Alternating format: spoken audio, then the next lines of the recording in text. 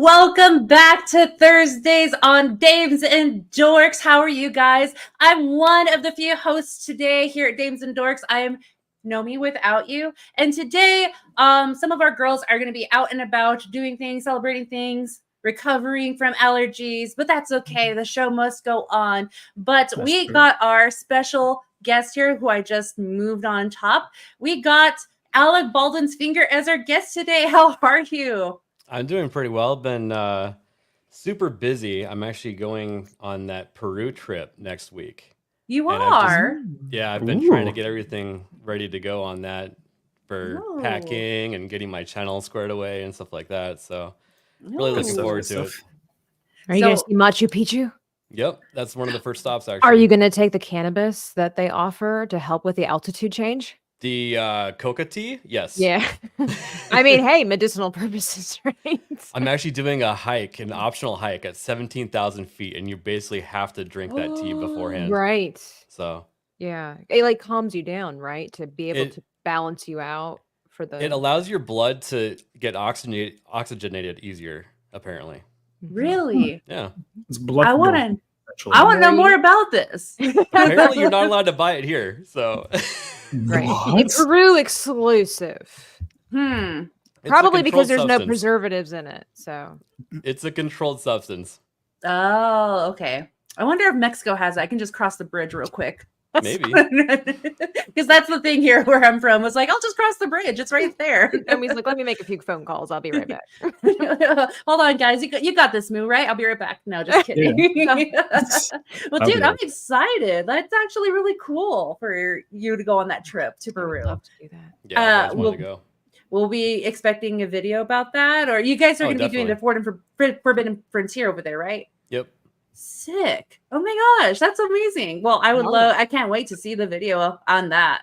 But also one of our returning panelists here is DreamingTabitha. How are you today? I'm good. My abs hurt because Nomi and I laughed until we couldn't breathe last night playing Chained Together over on Kick. And congratulations to Nomi to making it to the front page. But we laughed our butts off. Was it like 2 or 3 times to the point where there were, at least for me, there were tears. And I was trying to figure out, like, today, like later on, I was like, why did my stomach hurt? I didn't exercise, which I should have. I was like, I feel good. What did I do? And it's like, oh, all the laughing. So I'm doing good.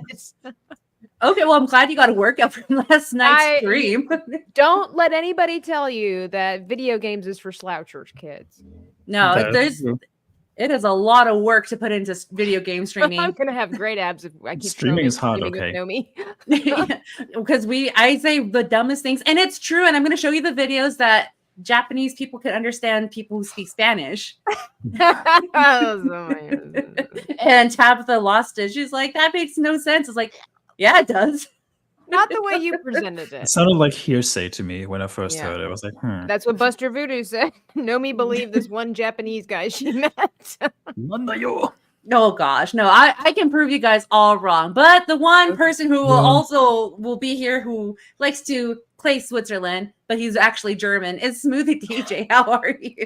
Oh, wow. We don't all look alike. We all look alike, of course, yeah.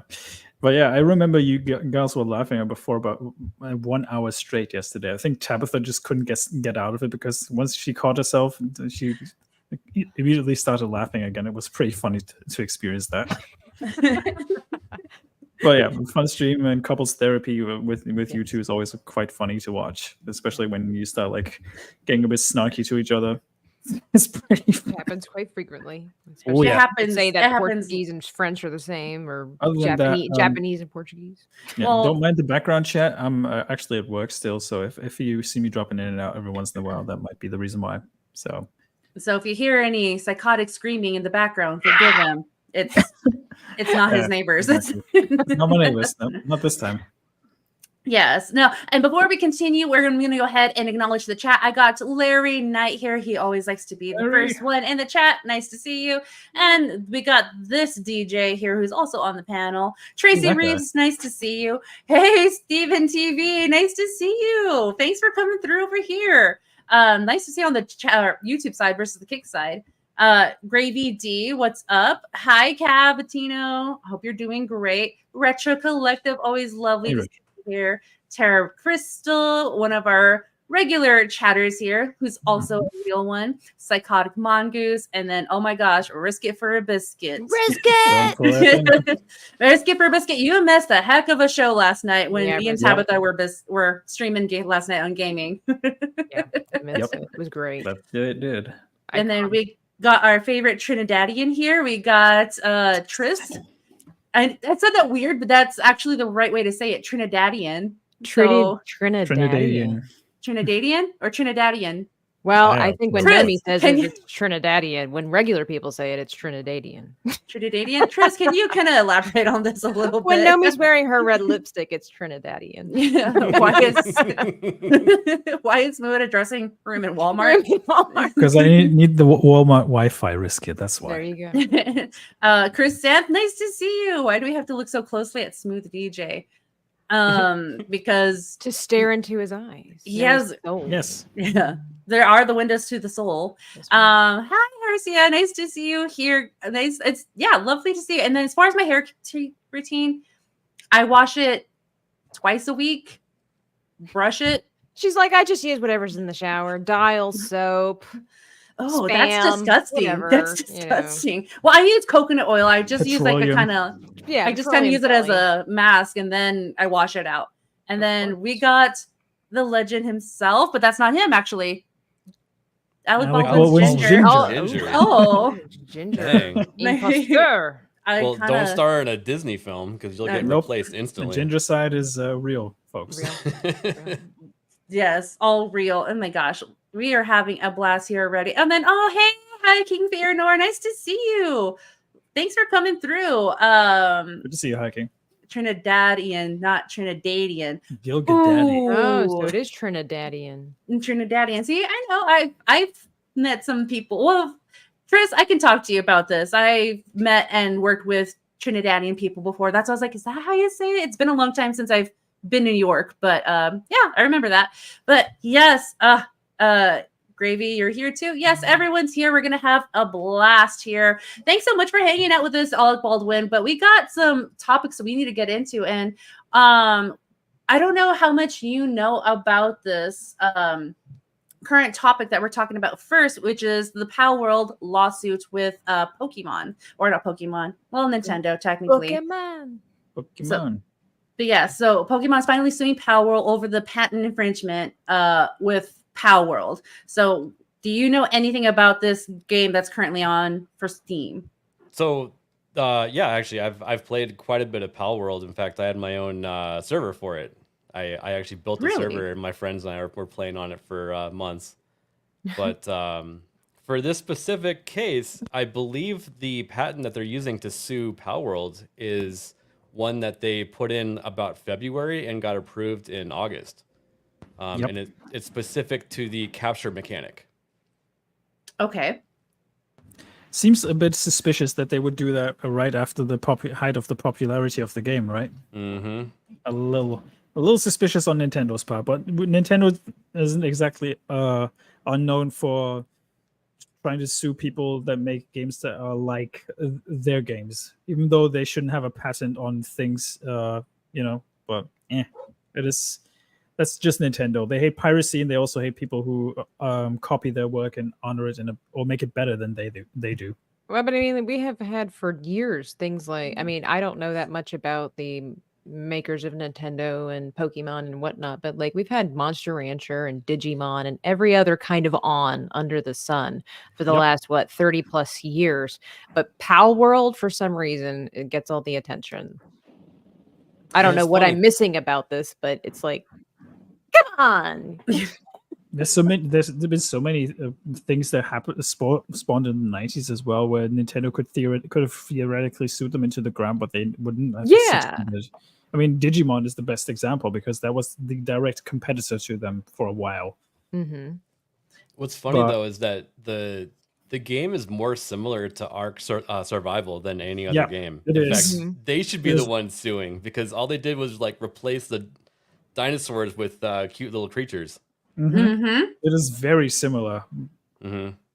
Yes. Yeah, I think it's very petty, especially when you think about why they sue Power World is just for the capture mechanic alone. I mean, granted, Pokeballs are essentially traps. Yeah. And so would Nintendo go back in time and sue the Neanderthals and all that stuff now? How does that work? Right? No, I don't know how that works either. But what you said too, in Power World, they use the spheres. So I can understand why, because it's a little similarity to that. Then they would have to go after Monster Hunter as well. Maybe they were just upset because we, the players, just constantly kept referring to the PAL spheres as Pokeballs, and they were like, we can't have that. Or Pokemon with guns. Yeah. That's what sold me on it, to be honest. Oh, my squirrel, when it got the gun, I was so happy. Wasn't there also a mod? There was a mod for the spheres to make them look like Pokeballs, and there was also a mod that changed some of the pals into the Pokemon that we already know, like from first gen and second gen. Oh, so that's awesome. Yeah. Doesn't really surprise me. Yeah. So technically, Nintendo and the Pokemon Company should have gone after the guy who created the mod versus Power World, because it's just an add-on, technically. I mean, they're still going after patent infringement over the capture system alone. Okay. Well, because I have this right here would be the ideal, well, not the ideal, but like what they're really going for, which is the latest patents that the Pokemon Company just acquired for it. That Power World has. And, all of it says it's like an example of a game program of a ground boarding target object and an air boarding target. Basically, everything that us, the fans who grew up playing Pokemon, wanted in the game. Like, we just want an open world. We just kind of want to go out there and explore. We want to capture little creatures with Pokeball. Like, yes, granted, we can do that in certain games from the Pokemon Company and Nintendo from previous games, but it's not an open world. It's only limited to what they want you to do.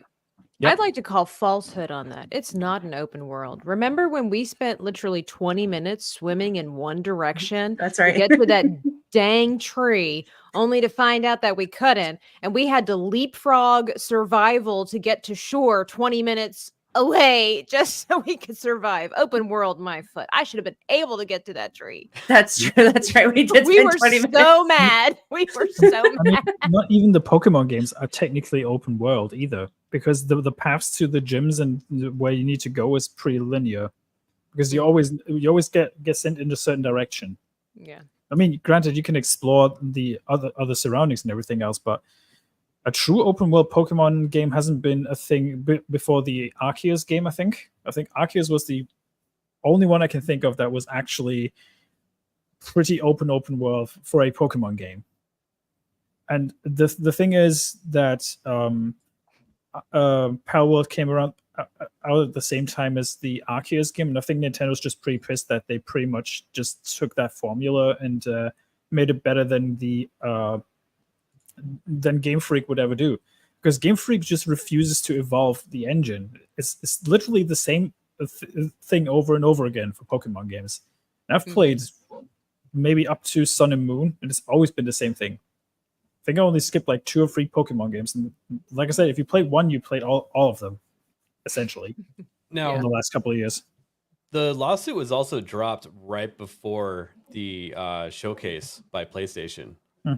Pretty petty. In their video, they're like, it's coming to our platform. By the way, I guess we can't refer to the game's name. Because did you notice that? Did you watch the PlayStation State of Play? They didn't even say the name of the game. They only showed it on screen. It was really weird. Yeah, I think, Power was on Xbox first, if I recall it, after PC. Yep. So that might be another reason why they didn't say it. Maybe.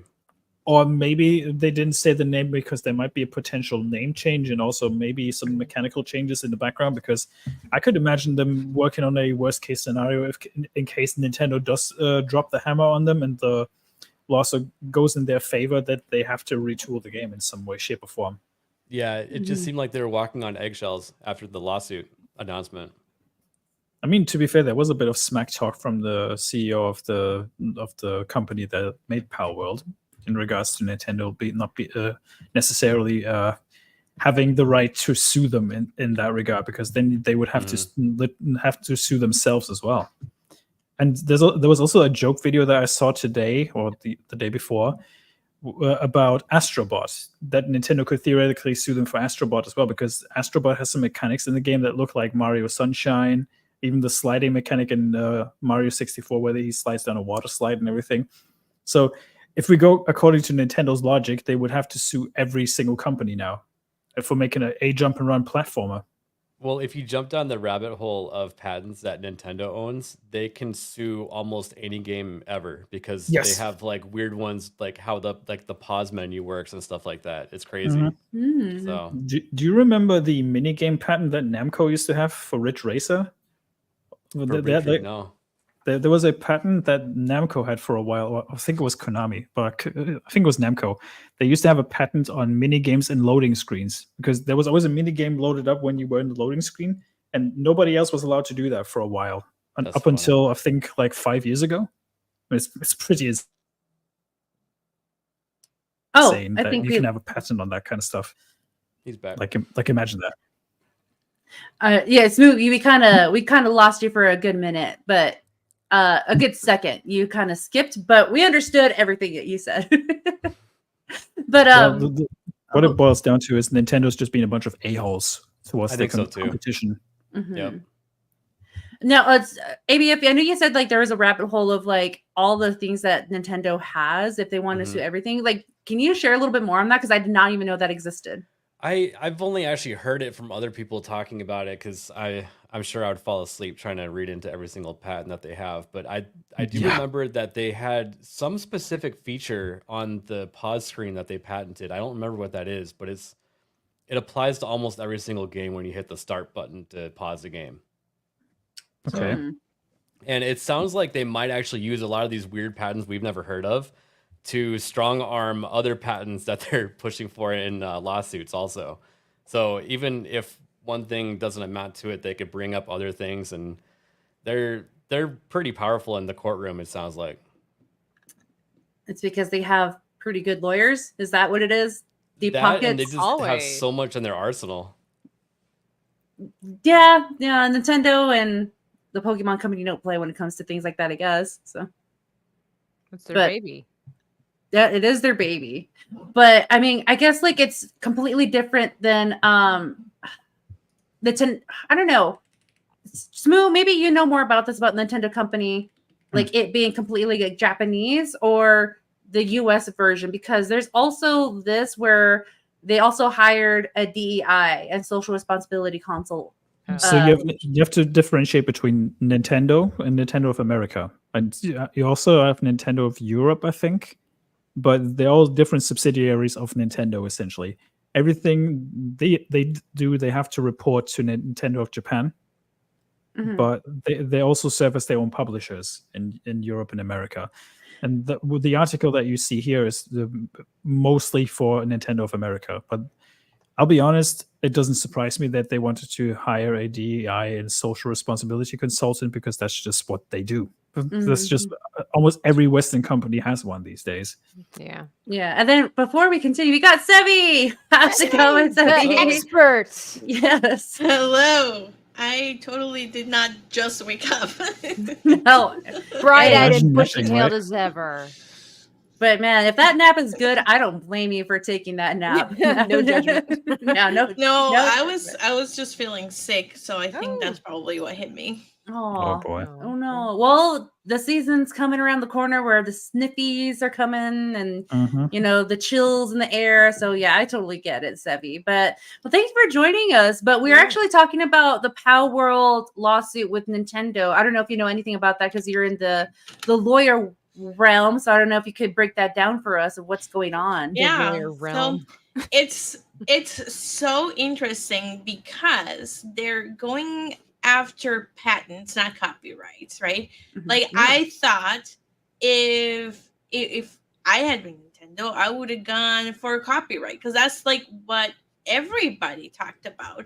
But Yeah. it's probably, but the reason why probably they're not going too much after copyright is because even Pokemon did their characters after a different company, and I know like there was that image complaining. Well, this is, I can't remember what the company was complaining, like Pokemon, right? and just kind of showing how like they stole the characters from somebody else. So maybe that's why they're not going after copyright for They that. would. But I also remember a good example of that. They would technically have to sue Square Enix and Dragon Quest as well. And yeah, Dragon that's Quest true. exists a lot longer than Pokemon. That and was some of the it, Dragon designs. Quest. Yeah, Dragon Yeah. Quest. That's the one that I thought that they definitely went after. But they're definitely doing patents, which are different, right? Is how things work. So one of the things that I thought was really, really funny is if you look at the US patents that Nintendo and Pokemon have, it includes waking up. So just the fact that Stupid. you go to bed and then you wake up the next day, that is patented by Nintendo and Pokemon. And think about how many other games have it. Like I have to kind of wonder, the people who approve the patents, like are they not using common sense, or what is going on? But that is Probably one of the but that's one of the patents that they have, right? And what makes it a little bit more difficult is that we can only see the stuff that is in the US because obviously most of us don't speak Japanese. And Nomi does. Apart from Okay, Spanish people, right? Except Tabitha. No, But no. they are- Sorry. Oh, but there are 28 patents that I know have been flagged as possibly the ones that are being that are in Japan, and this was flagged by a Japanese attorney. They kind of wrote an article about it, and some of those patents include the and they have diagrams too, and I'll find the link in a little bit, but they include having a ball, looking at the ball, throwing the ball, and then the ball catching a creature, right? So there's also a patent for the Pokemon ball, which of course Power doesn't have the exact same design as it. So I think it's gonna be really interesting to see what Japanese law actually says about patents and how close they have to be, right? Because if they don't have to be that close, then maybe they have room to argue that Pocket World impeached on their patents. But I don't know, because it's hard to say because we don't know Japanese law. Yeah. It's But let me Japanese find laws are a that bit article for wonky. you. oh, what were you saying, Smu? I personally think Japanese copyright law is a bit different to what we are used to in the West, because I remember when in the early 2010s there was a channel called Team 4-Star, and they used to do like dubs or parody dubs of certain anime shows like Dragon Ball, for example, and they constantly got pinged by Toei Animation for reusing or repurposing their product, even though they always put a disclaimer in the front that this is not the actual work that the creator made, and it's just a parody. And they still got pinged constantly, so they had to like stop doing that kind of content about 5 years down the line, because they just couldn't. They just constantly got hammered by these Japanese companies and got a cease and desist down the line for not using that kind of stuff anymore. And I think it's just weird that they have a different concept of what fair use is over there. But then again, I can understand it because they're very protective of their IPs, and they're very proud of the things they do most of the time. So I can kind of understand why they would do that, but at the same time, I'm like, you can be protective, but that's just taking it to the overprotective kind of level, Yeah. Hold on, I think- go ahead, ABF. I was just gonna say really quick. I think that they're trying to set an example. Don't make games like this. Yeah. Mm-hmm. Yeah, I but can see that. But that would be mean that Nintendo wants a monopoly on this kind of stuff. Of course they do. Yeah. But then they would have to go after every single racing game as well, like Crash Team Racing, for example, because they use similar mechanics as well. Mm-hmm.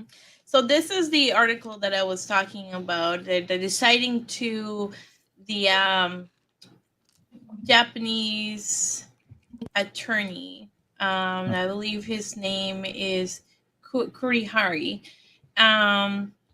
where they kind of go through and they explain the patent. So they have the number of the patents, which of course is a little bit harder because like I can't just Google, hey, this I have like one friend that speaks Japanese. And I know that when Powell got sued first from Nintendo, I asked him to look up the patents, and he sent me this blog in Japanese and was like, yeah, so there is this actually like Nintendo, there's this blog that is followed by people that kind of have all the patents that Nintendo has. And I guess there was some drama in August of, I think like last year, something like that. Mhm. About the patents, and then there were objections to the patents that they were renewing. So he was like, I don't know if it's related to this. Like, it's kind of hard because like I can't read it. I don't know exactly what it is, but it's so like all the information we have has like we have to rely on other people. We can't just go look at it because I don't speak Japanese, and I hate not being able to see the actual document. Yeah. Mm-hmm. To know for yourself rather than just word of mouth. Yeah. Mm-hmm. Very And important. if you scroll down, you see the patent on throwing the ball. There's the squirrel with a gun. And Squirrely squirrel. There's specifically something on like the chance system once you throw the ball at the creature. There right? it is. There's the It's amazing that so- we've come to this point in time where it's like, you know, what we need to spend our time, our money, and our energy on? This ball. How we throw it, what we're throwing it at, and what the creatures look like. Yeah. Yeah, but it's crazy. I don't know what the other patents are about. I don't know if they have the art of waking up, but I mean, you do wake up in Power World. You do go to a bed and wake up. So That's true. That's They also would have very to true. sue every RPG then as well, because you go Yeah, into you the did game that in and Skyrim, sleep I and mean. wake up. So yeah, Okay. it all seems very petty to me what they're doing there. Yeah. Mhm. And if they go through with that, I'm just worried that it will set a dangerous precedent for like future games. That Mhm. people are way too afraid to make games similar to the ones that came before. Yeah. And they just hinder progress in certain mechanics and also games that are like this. yeah. Because in theory, you could also argue that certain developers could go after other games as well. Like you got the Metroidvania-like games like Castlevania or even Ori and the Blind Forest or what have you. And they could theoretically that would give companies enough ammo to say like, hey, we could actually sue the living crap out of people. But I think in this case with Pal World, it's just Nintendo being jealous that the developers actually nailed mechanics way better than they did, Yep. Yeah. and That's that's all there is to it, in my opinion. And the other patents that they refer to in the article are the ones that have to do with riding land Pokemon and then flying Pokemon, which is kind of insane that there's a patent for that. Yeah. But it is also interesting because now Pal World is, made the announcement in the middle of this lawsuit that they're going to do a Pal World for your phone. So mobile, they're gonna go mobile. I mean, I'm for it. I would love it if they Yep. titled it Pal World Go. Just Pal because. World, Oh my Pal God, World yeah. Pocket. Oh, Yes, because. Pal Pal Pocket. World Pocket. Just like to throw like the middle finger while they're at it and all of this. Yeah. Or Pocket Pal World. Yeah. Or, I like this one too because it is an electric season, guys. Pal World Go to other powers. I can't hear Pokemon Go without hearing that Yeah. in my head. Go every to the single time. polls. Oh, Pokemon God. Go to the polls. Yeah. Oh, Yeah. gosh. And then it is evil. I kind of am I am actually living for it. But I would play it more on my phone than I would do on my PC because I do have it on PC, but on the phone it's more accessible because if they can also make it like as Pokemon Go, Yeah. I'm still very active on Pokemon Go. Mhm. Same. I would do the exact same thing on this. My family would literally get together like on the weekends to get into the car or go walking and be like, hey, you want to head downtown and go catch Pokemon?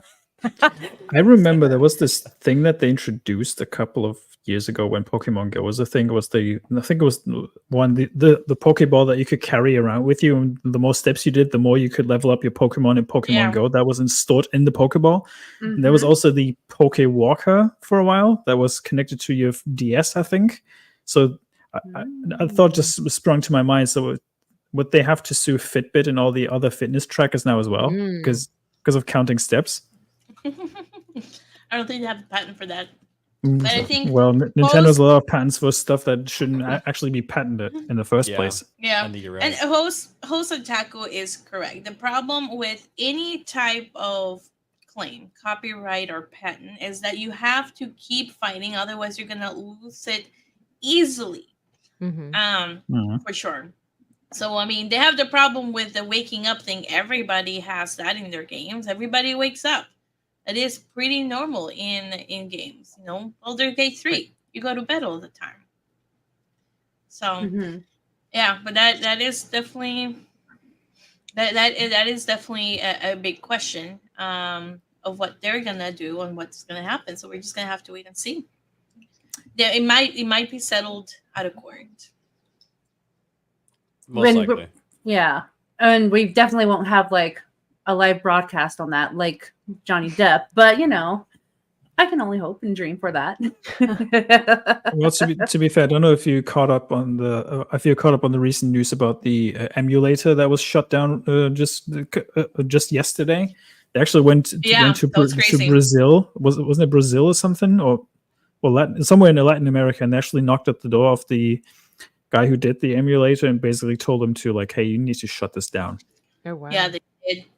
So now 2 emulators are down, and I know that people are saying, well, maybe you shouldn't be doing it. It's like, you don't understand. This is how we can play a lot of the really old games when we don't have those consoles.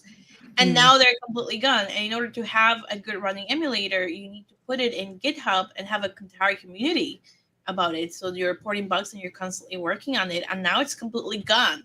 And you even see the actual explanation. Let me look at it. The actual explanation from the owner that he posted that because he completely removed it. Yeah. What really bugs me about this whole thing with the emulation is Nintendo themselves do a very crap job at emulating their stuff. Irony. And the thing is you have to rely on Nintendo Online to play most of their old games now. There's a lot of games out there that Nintendo hasn't put out again to actually be playable, especially a lot of GBA games, or I don't know, even some GameCube games. Even the fact that Nintendo remembered that F-Zero existed the other day was kind of shocking to me. I miss that's the post. GameCube games. GameCube was great. One of the best consoles you could own.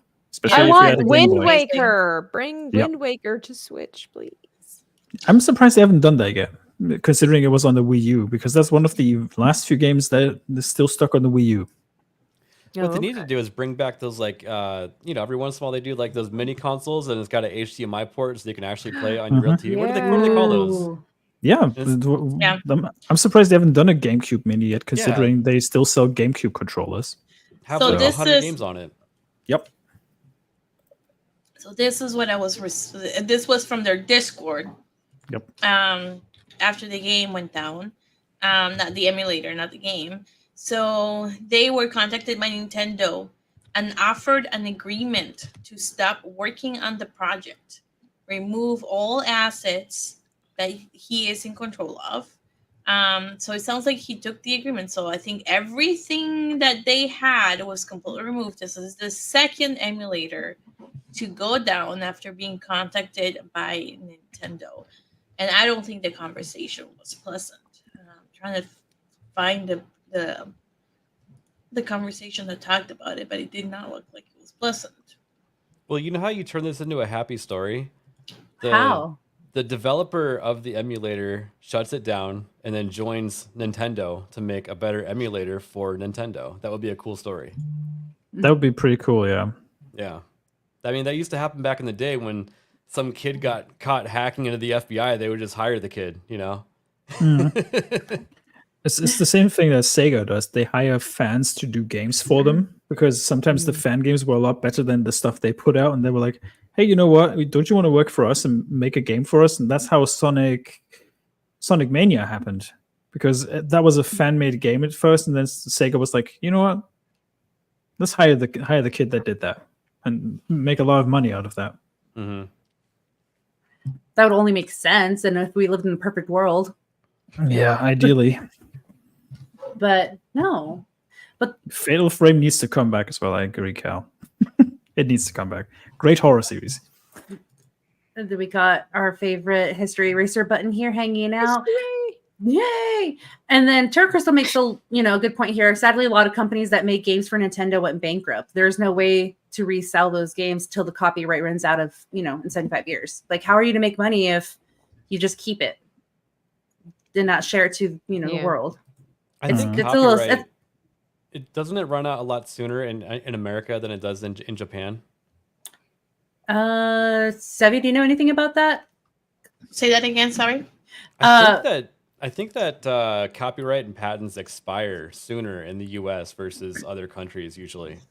It's like 20 years here, isn't it? I think it is 20 years here, and I think there are some requirements if you want to extend those, but I don't know what it is in other countries. So Japan, I just looked it up. Japan has a copyright that lasts up to 70 years. Wow. Oh, wow. On some things, at least. In the US, it's about also almost 70 years, depending on if it's a book. It's essentially 70 to 100 years most of the time. I was just to say, because when Winnie the Pooh celebrated 100 years, it became public domain. So anyone can do whatever they want with that. Same IP. with Steamboat Willie. Steamboat Willie, yeah. That's why they make a horror movie out of Steamboat Willie now. What is it with taking beloved children's characters and turning them into horror creatures? 2 words: childhood trauma. Yeah, makes sense. Winnie the Pooh didn't traumatize me. I love Winnie the Pooh. Haven't heard from our dear friend Rachel Zegler that Snow White traumatized her when she was a kid? Yeah, when she was 3 years old. She's like, why is when that she was guy? like 3 years old. I mean, like, certain things kind of scare me. Like, Maleficent scared me from Sleeping Beauty, but I still loved it. That was my favorite movie when I was little. Like, you know what movie scarred me as a kid? Watership Down. Yes. That movie scarred me for life. Watership Down. I think we all talked about that. Watership Down, Never Ending Story. Like, these were not the Land Before Time. Last Unicorn. That one not as much as like The Land Before Time, though, when the grandparents died, Littlefoot's all alone. Oh my word. Spoiler, Land Before Time is very not been depressing. around for the last 30-some years. Yeah, but heaven forbid you traumatize Rachel Zegler, because then she might make a bad movie. Yeah. Well, speaking of now they're on the topic of Rachel Zegler, I know she just made some dumb remark the other day, just saying oh yeah, just because she's responding to outrage of her playing Snow White as Latina. I was like, okay. Nobody cares. Nobody cared. Yeah, exactly. Nobody asked for this and nobody's attacking you. Congratulations. You played yourself. I'm also really annoyed that she calls everybody who disagreed with her just a toxic Disney fan. It's like, okay, first of all, not a Disney fan. Second of all, not toxic. You're just stupid, man. No, so it's a German fairy tale. It's a German fairy tale, after all. Disney just took it on for themselves and Disneyfied it. Because the original tale of Snow White is actually pretty messed up. Oh my god! Wait, she's Latina. I think she needs to give back that title. She's no longer Latina. She's half Colombian and half Polish. Okay, I think she has to give that up. I don't accept her as Colombian. Right. I don't accept her as a fellow Colombian anymore. She is not Latina.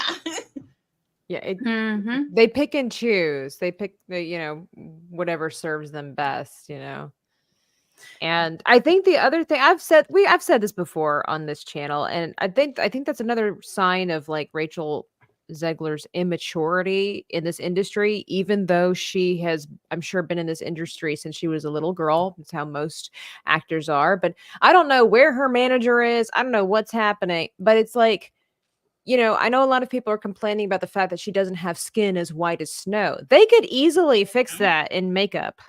Like they Yeah, could they can. make But her that's the racist. quote unquote correct color, but it's like nobody really cares that she's Latina. Like for crying out loud, like back in the day, being like in that time period in that kind of country, like being pale was considered very beautiful. Gal Gadot Mhm. has, like olive complexion. Nobody's complaining that she's the queen because she's got a tint to her skin. It's the fact that the makeup department has made Rachel look like crap. Mhm. And then she's just opening up her mouth and saying that it's our fault. It's not our fault they made her ugly and that we're complaining about the way she looks. It's the freaking makeup department. And her You know you hairstyle is screwed up so when- bad. You know you screwed up Mhm. when your Snow White is uglier than the queen. For than the real. queen. Yeah. Oh my gosh. I mean, they did that on purpose. Don't get Like me wrong. she is an attractive young woman. I don't think she's Mhm. the hottest thing since sliced bread, but look like this picture here. They very went out of their way to beautiful make young her woman. ugly, though. That's They the thing. did, and that's what I don't understand. Is like that's why she like Sevvy said, she's stupid. It's like it's not our fault that we don't like that the art department made you ugly. Mhm. Well, I Yeah. think the majority of the fans started to turn against the idea of this movie after she did her weird thing and how they were going to totally tear up the original lore of the movie, and it was going to be a modern telling of it. Yeah. Oh, the best thing was when she was when the film actors strike was, and she was like, "I want to be paid for every hour that the movie was shown on screen." I was like, Oh my "You God. entitled little brat." Yeah. I think it More was the money initial than reaction most of of us almost do in everybody. 5 years. Like I think they need to figure out something because the actresses that they're hiring are all just throwing fits. You had that one doing that. You have the other one twerking. Amanda. For Pete's sake. Twerking and then singing about how everybody hates her. It's like, oh my God, cry me a river. Grow up. They need to hire mentally stable people again. Well, Exactly. mature people. It's the fact that Or mature people, yeah. They it's kicked them mature. all It's out. really it's maturity. We can't just keep saying that these brats are mentally disturbed. They're not. They're immature, irresponsible, entitled brats. And that really sucks because they have opportunities that other actors and actresses would die for. To be part of Disney is huge money. At least it used to be anyway. And Mhm. also it was a huge part of your resume. Like you're a Disney princess. Like that's an honor. That is a bad. Yes. Like we're still talking about like Jodie Benson and all of those lovely ladies. Like they're a part of our culture here, and we freaking love them.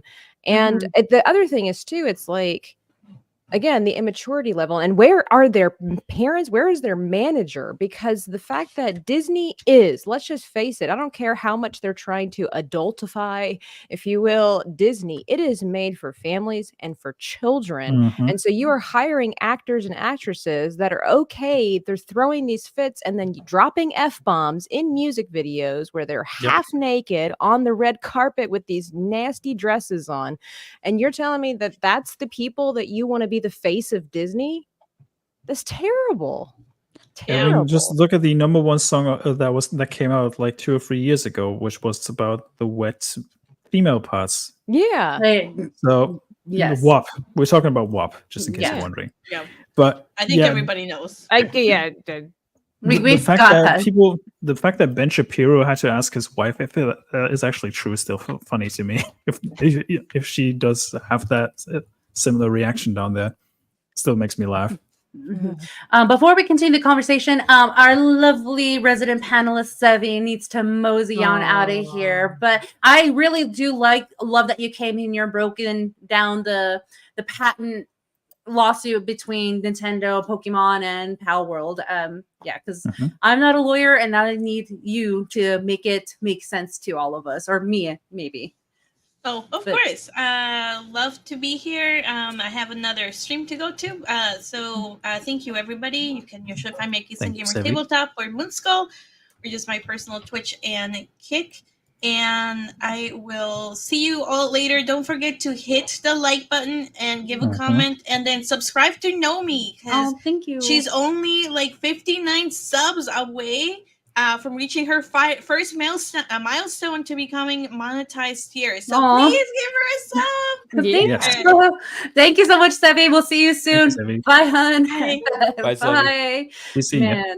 Oh, I love Sevvy. She's so smart and I like to pick her brain a lot on things. Sevvy's great. She's the best of us. She's great. Yeah. She Agree. is the best of us. Well, we got other girls here on the show and panel that they're smart. Oh, as they're well. wonderful too. I think I'm a it's girl? because I think it's because Sevvy never makes you feel stupid.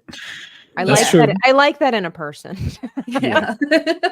But instead of me, I'd be like, yeah, Spanish. I should have asked her before she took off. Like, Yeah. do you understand Japanese? Right. Exactly. But to continue going on Rachel's Egg, I'm trying to find the article, but I know she recently came out like saying that the hate and the outrage that she's getting, you know, about her isn't right. I'm like, girl, aren't you the one who went after Gina?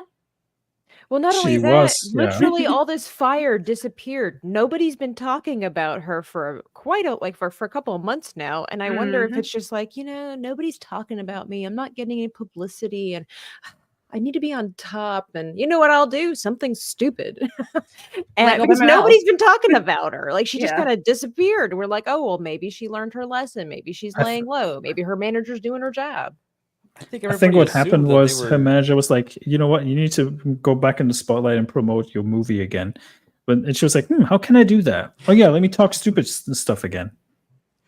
And that's Yeah, that's and that's what all happened.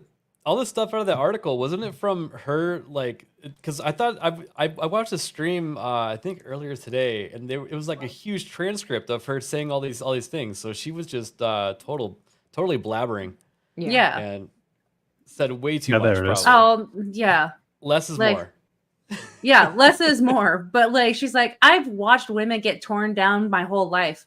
You're part of Crimea the River. problem. You're part Yeah. of the problem.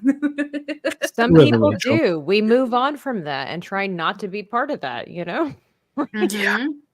And guess who's going to be the one mopping Disney with their heads on the floor? It's going to be Gina, because she's going to be the one coming on top, reigning queen that she is, instead of this girl who just likes to talk like what you said, Tabitha, like, you know what, I haven't gotten attention, maybe I should just like try something. No, you should probably just not speak. I'm all for women to like, say things, but you need to do your research a little bit and also kind of look back what you did not that long ago. Well, and I mean, you have to just- be willing to accept the repercussions and the consequences of your actions. I mean, just look at how Brie Larson tried to turn herself around when she got all the bad promo. She was the most unlikable person in Disney, right?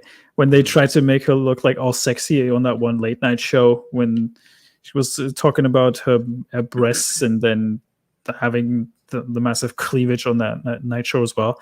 They try to make her like make her look fun and more relatable by making her go through the process of actually creating a YouTube channel where she posts vlogs and stuff, or when she tried to make advertisements for Nintendo and pretending that she was actually a gamer and everything like that.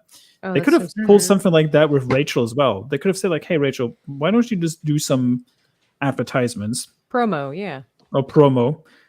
Be thankful to the fans that actually stuck with you and said like, hey, what you say is actually pretty good." Like Tom Cruise did with Top Gun, right? When he was thanking the moviegoers for actually showing up to see the movie.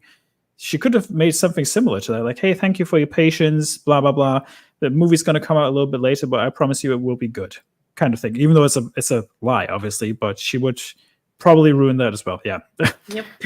Well, I mean, what does Gary always say? He says that as soon as we knew more about, Hollywood actors, we liked them less. So Yes. yeah.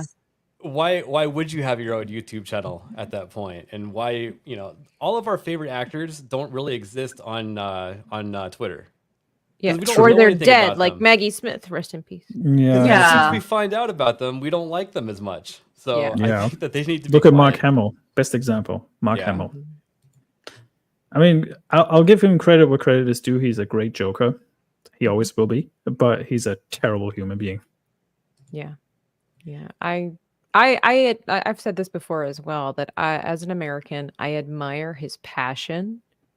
I admire his what is the word I'm trying to say? But basically just trying to encourage people to do their part as Americans in elections. We should all be encouraging one another to do that. However, specifically stating who can expletive themselves and whatever because we're not on the same team, and maneuvering people's opinions publicly. Again, that's not cool. That's Mhm. not cool. You can stand up there and say, by the way, we're Americans. We need to do our job. Let's get Yep. out there and vote. That's all you got to say. Mm-hmm. That's all you got to say. Doesn't need to be who you're saying, like, oh yeah, I'm voting for this person instead of this person. And then not harming, but then putting down your fans, half of your fan base, by saying Mhm. anybody who votes for the opposing team, well, you can just go force yourself. Mhm. That is that's just so disgusting and disgusting. Yeah, when she did the interview with Andrew Garfield, when she was talking about loving in the right direction, I was like, It sounds really weird and gross. yeah. Yeah, like, that was. What do you mean by that, Rachel? What do you mean? But here's the thing: we got Zachary Levi who did that, who came out as supporting as one person, and then he got a lot of hate for it. It's like he's just saying, he didn't say go do it, go vote for that person. He said, like, I like the policies, I like where he's going with this, but do your own research. Like, well, the difference is too, at the end of his speech, he said, at the end of the day, we're all Americans, we're all the same, we're all countrymen. We need to come together, win, lose, or draw. We are not the enemy of ourselves. It's the corrupt government. We are not the problem. They are. And no matter what happens, we need to come together. And that's unfortunately, that is where it is when it comes to the sides. One side is divisive, one side's bringing together. And it's infiltrated our pop culture, which is terrible because we just want to be entertained. But that's the thing, though. They want to promote division so they can say, like, see, we told you so. They don't want unity for the American people because that's just going against the grain. And don't forget, we have an election year coming up, so division is the pride and joy of a lot of things, sadly. And I think a lot of people just say what the corporate mouth wants them to say. It's the same thing with Whoopi Goldberg, who was the first one to come out to condemn Zachary Levi as well. I was like, you're the last person who should be commenting on this. Yeah, no kidding. That's what I said even said when I saw the article pop up with Whoopi Goldberg actually commenting on it. When has Whoopi Goldberg been relevant? When was the last time? I don't remember that. I think it was Sister Act 2. Sister Act 2 back in the 90s. Back in the 90s. Yeah, when she was relevant. Yeah. She is a good actress, though. She is a good actress, but still, she needs to keep her trap shut when it comes to certain things. And I hate to say it. And people kind of forget she was in a movie with someone she really hates. Who's a lot of people were, right? Yeah. She kind of forgets that. Enlighten me. Yeah. So I was like, you're one to talk, girl, because remember this? So I don't know. But and that's true. She was dating Ted Danson. I do remember that as a kid growing up. Oh yeah, that is true.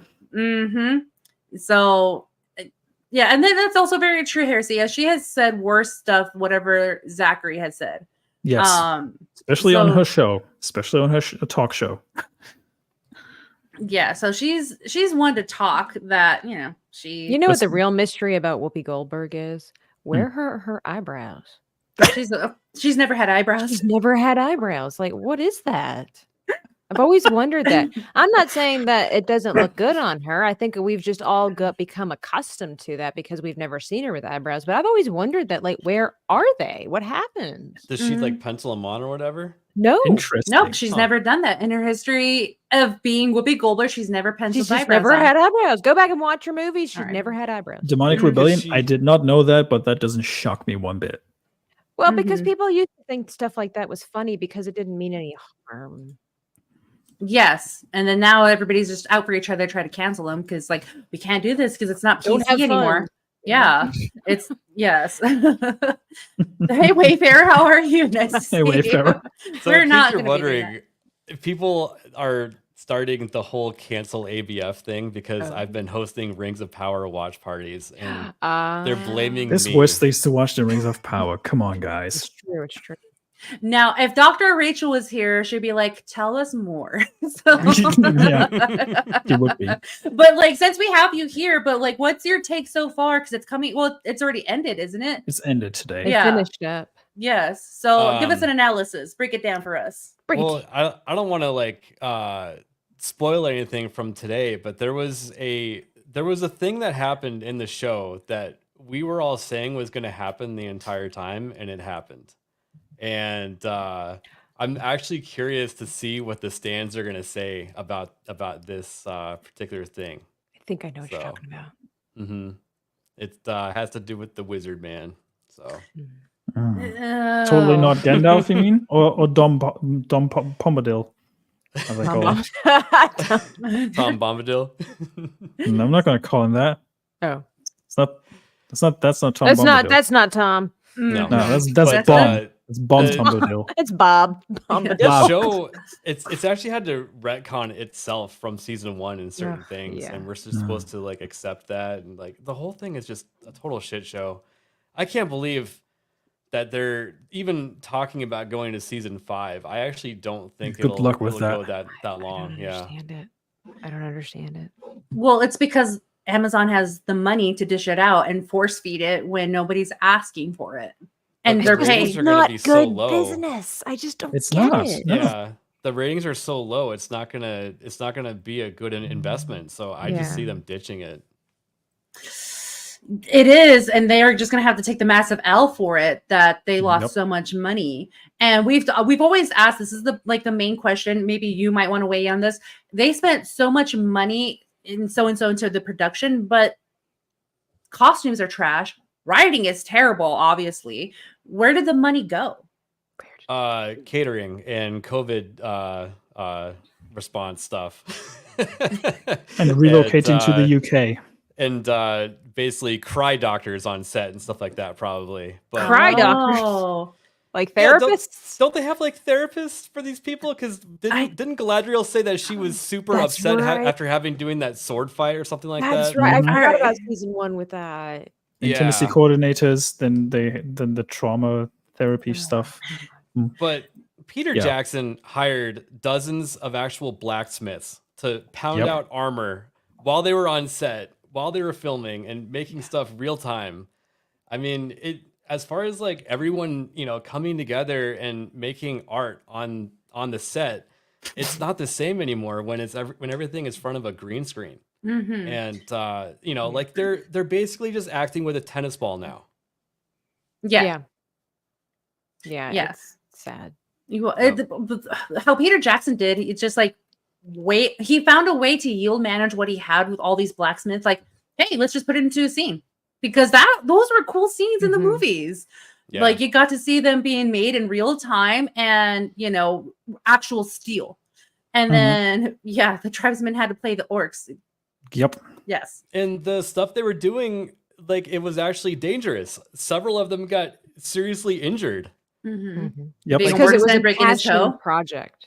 Didn't Aragorn like break his leg or something from doing a stunt? Yeah. Well, he did. broke his toe kicking the helmet, and then that's right, yeah. Sam, he Sean stepped on. Astin? Sean Astin. He stepped on a huge shard of glass when he went Oh. into the river when he was going to chase Frodo in the boat.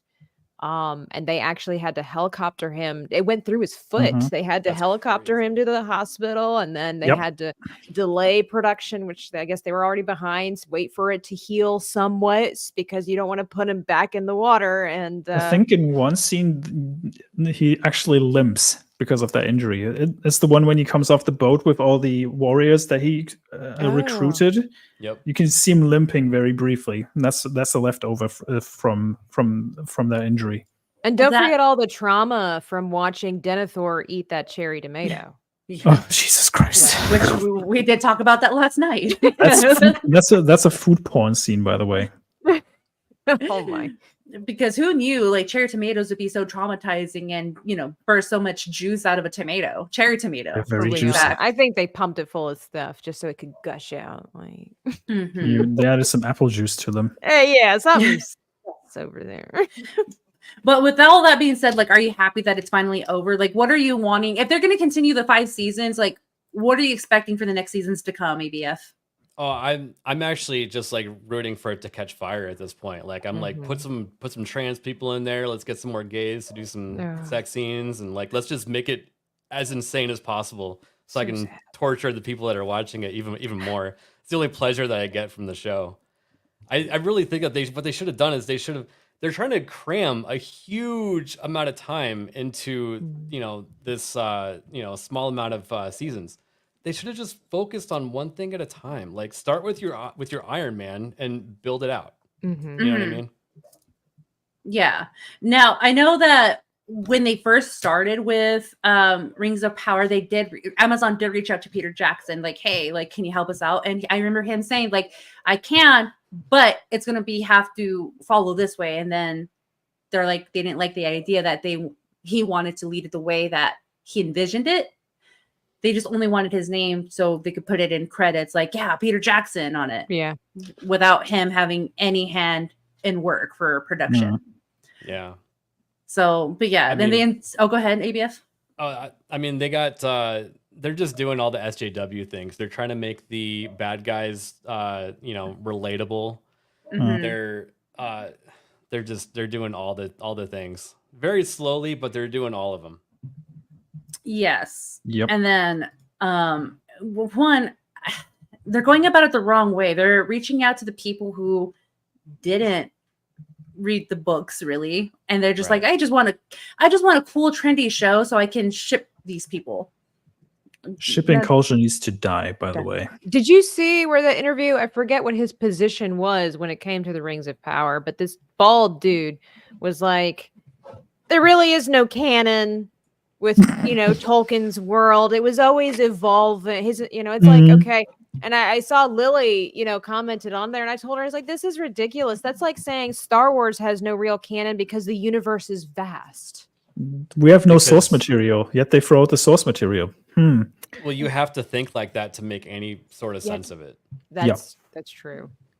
I think it's true when the most entertaining part about your promo for the show is the some of the actors saying dumb stuff. I think the most level-headed things I've heard came out of Durin and Disa from all the actors that were promoting the show, and that's saying something. Even though Disa's actress did say some dumb stuff as well, she's been the most reasonable after she got some backlash because she realized, like, hey, I can't say this nonsense. I might have to play ball for a little while, so people. She's like, I really want to keep my job and have a prosperous career. Maybe I should just not say anything. I mean, Rachel Zegler, take notes. Kudos to that one elven actress that got yeeted off the tower in episode 7. She got a good, easy way out of the show. I mean, if you're not relevant, you die relatively quick in Rings of Power. The red shirts of the red shirts, Rings of Power. Especially that one Asian girl that got Boromired in episode 7. Ugh. Disrespected Boromir. Disrespectful, yeah. Boromir getting disrespected like that. How dare Nobody you? treats Sean Bean like that. Sean Bean got Sean Beaned. He did, yeah. He always gets Sean Beaned. Bless his heart. Except for Jupiter Ascending. Hallelujah. Praise be. Praise be. Finally, the man gets a breakthrough. He can live. Hey, Sean Bean is reading the script like, wait, I'm alive? Huh? I wonder if the first time he got a script where he survives, he's like, yes. Finally, this is my time to shine, guys. Still change the script. Or maybe he was upset. Be like, guys, I think you made a mistake. It looks like I have some words at the end of this movie. Or guys made a mistake. That's like the twist of like an M. Night movie. Sean Bean doesn't die. He does this read through. He's like, guys, there's a mistake. I'm alive. Is this my script? I want M. Night Shyamalan to make a movie about Sean Bean, like a biopic, then have him die at the end, and then like, psych, I'm not dead. He's not dead yet. Yeah. Damn it. Like, stop it, he's already dead. Plot twist, guys. He doesn't die. But one thing that's kind of coming up right now, and I don't think this person ever is, not the person, but the character will not die, and that's Blade. But going through the midst of going through a new director for the MCU vampire movie. I think that's like the 4th director for that movie. That movie's cursed. Like, honestly. It is. By the way, rest in peace to Chris Christopherson, who played Blade's mentor in the trilogy. God bless his soul. But yeah, that movie's cursed. I wouldn't be surprised if they can it at some point very quietly, because There was no mention of it at the San Diego Comic Con when it happened, and I don't think it will actually come out because there's been so much trouble with this movie, and I think Mahershala Ali will probably dip out at some point as well because he's wasting his best acting years on the MCU, and he can't really do anything else because he needs to maintain a certain look. That's the problem that Chris Evans had for a while, or even Anthony Mackie, because he can't really do anything else because he needs to maintain a certain hairstyle because of the roles he's playing. Or I think it was even Tom Holland who couldn't change much either because he was contractually obligated to keep the haircut that he had. And that's why you see him like with a similar hairstyle in Uncharted as well when he's playing Nathan Drake. Oh, it's pretty silly, honestly. Whenever I see that, I just think that they must like that hairstyle. I never, I'm a regular person. I don't think that I'm contractually obligated to keep my hair a certain way, so it just doesn't even dawn on me. Well, say that to Henry Cavill, that his mustache digitally altered away for Justice League, right? There you go. Well, yeah. Do you guys think that Deadpool 3 weakened the idea of this movie? Yeah, Yeah. I would think so. Because I think it showed Disney that they want old characters, and they're learning all the wrong lessons from it. I mean, you have Ryan Reynolds actively doing promo for Wesley Snipes to get his 4th movie. Well, technically, it would be his 3rd because Trinity doesn't count, in my opinion. So that's just me, though. And Ryan Reynolds actively went out of his way to say, like, "Hey, give Wesley Snipes another chance," and he's still doing like Instagram posts like hyping him up and all that stuff. And it's the same thing with Channing Tatum as Gambit because he's doing some active promo for the movie now at the moment because he's going to be in a few deleted scenes that will be on the home release of Deadpool and Deadpool Wolverine. Yeah. I was talking to some of my normie friends and I was like, why don't they just bring Wesley Snipes back? And they were like, well, I heard, and like they kept harping on this idea that Wesley Snipes is really hard to work with. And I'm like, who cares? Yeah, so is a lot of Christian actors Bale. Like you're gonna have a couple of like light people crying, but you get a good movie out of it. So and plus you get the royalty checks, and you get the notoriety, and you get your face up on the big screen all over the country and all over the world. Maybe not in China. Maybe not in China. It is not like Wesley Snipes is actually swimming in money at the moment, so he would actually benefit from that. To be honest. He had to pay Uncle Sam a lot of money a little while back. Oh yeah, he did. Yeah, he did. Wasn't there like some on-screen trouble between Reynolds and Snipes for a while? That's what I heard. Oh, that's right. Yeah, I think I did hear something about that, and they decided to squash it and work together, right? But that's Reynolds actually called Snipes.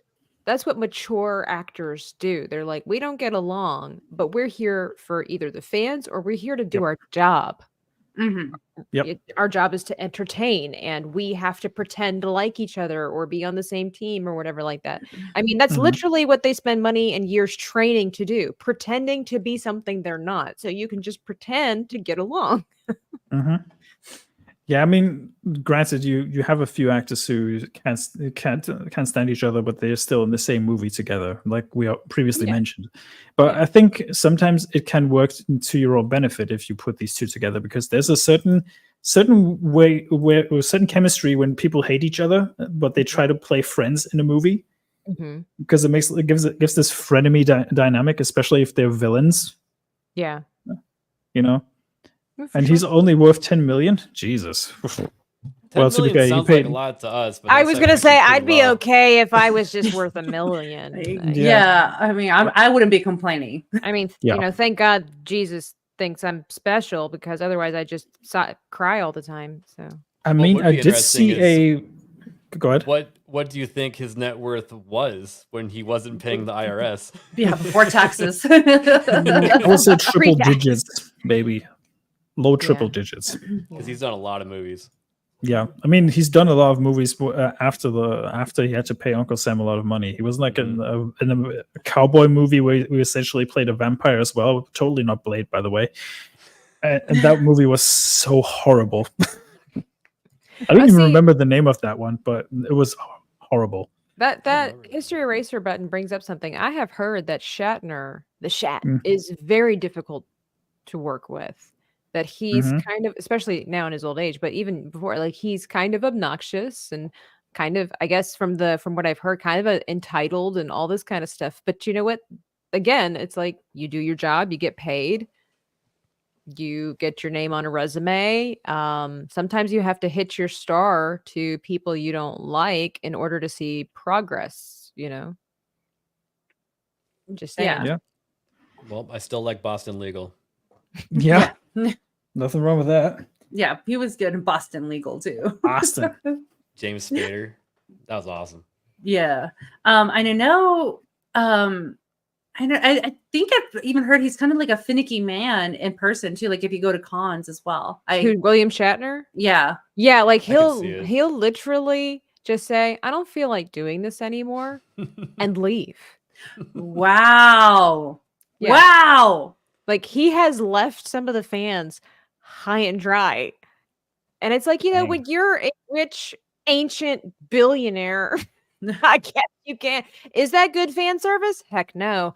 But I guess he doesn't have to care what anybody thinks because He's been to space. He's been to space. Yeah. He's rich. He's famous. Everybody in the thinks final he's cool. frontier. He does his own tweets. So Yeah. No. yeah, he's actually left some of the conventions a couple of times and left. Just is like, I don't feel like doing this anymore.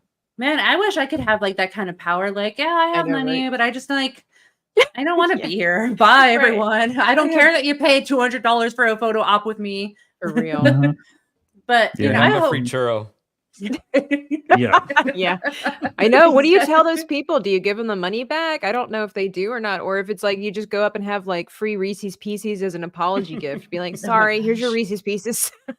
Well, I would sure hope so. You would get your money back because that's like $200. I'm out that I didn't get what I wanted. Yeah. So yeah, I am that person. I'm at a restaurant. It's like, hey, this is what I ordered. I've gone past the fear of like, oh, it's okay. It's not what I ordered, but I'll eat it. It's like, no, I'm still going to go get that. I'm working on it.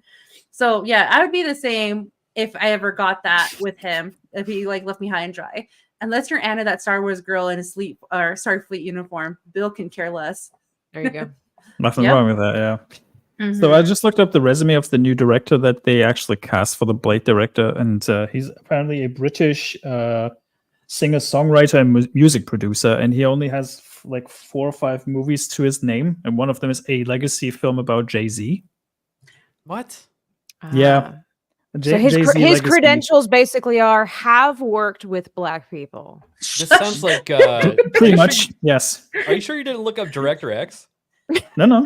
I looked up the name of the director, and he has 4 movies that I can. Well, 3 movies I recognize by name. One is Book of Clarence, which was released last Oh, year. I remember that. Yes. The Harder They Fall, 2021, Hmm. and They Die by Dawn, which was like a Western kind of movie. Hmm. And the Jay-Z legacy film unironically stars Ron Perlman. Hmm. Mm-hmm. So, yeah. So My good favorite luck with that thumb. one. Yeah, and then the Book of Clarence. I remember seeing a trailer for it, and Mhm. it's just like a massive mockery towards Christianity. It's also produced by Jay-Z. See a pattern? See a pattern? Yeah, kind of see it. So, yeah, I don't think Blade's going to do Blasphemy. very hot then. Coming. I mean, imagine being signed on to do a Blade movie, and you can't even get a good script off the ground because they had to rewrite that script like 4 or 5 times now because all they could write was basically Blade being second fiddle to his daughters. He was not even front and center to the whole movie. And Mahershala Ali was like, "Yeah, no, I'm not gonna be not be the main star because I'm the highest billing or highest grossing actor in that movie. I got top billing. How is it that I'm not the protagonist of the movie?" But that's a Maybe- lot of things though, sadly, nowadays.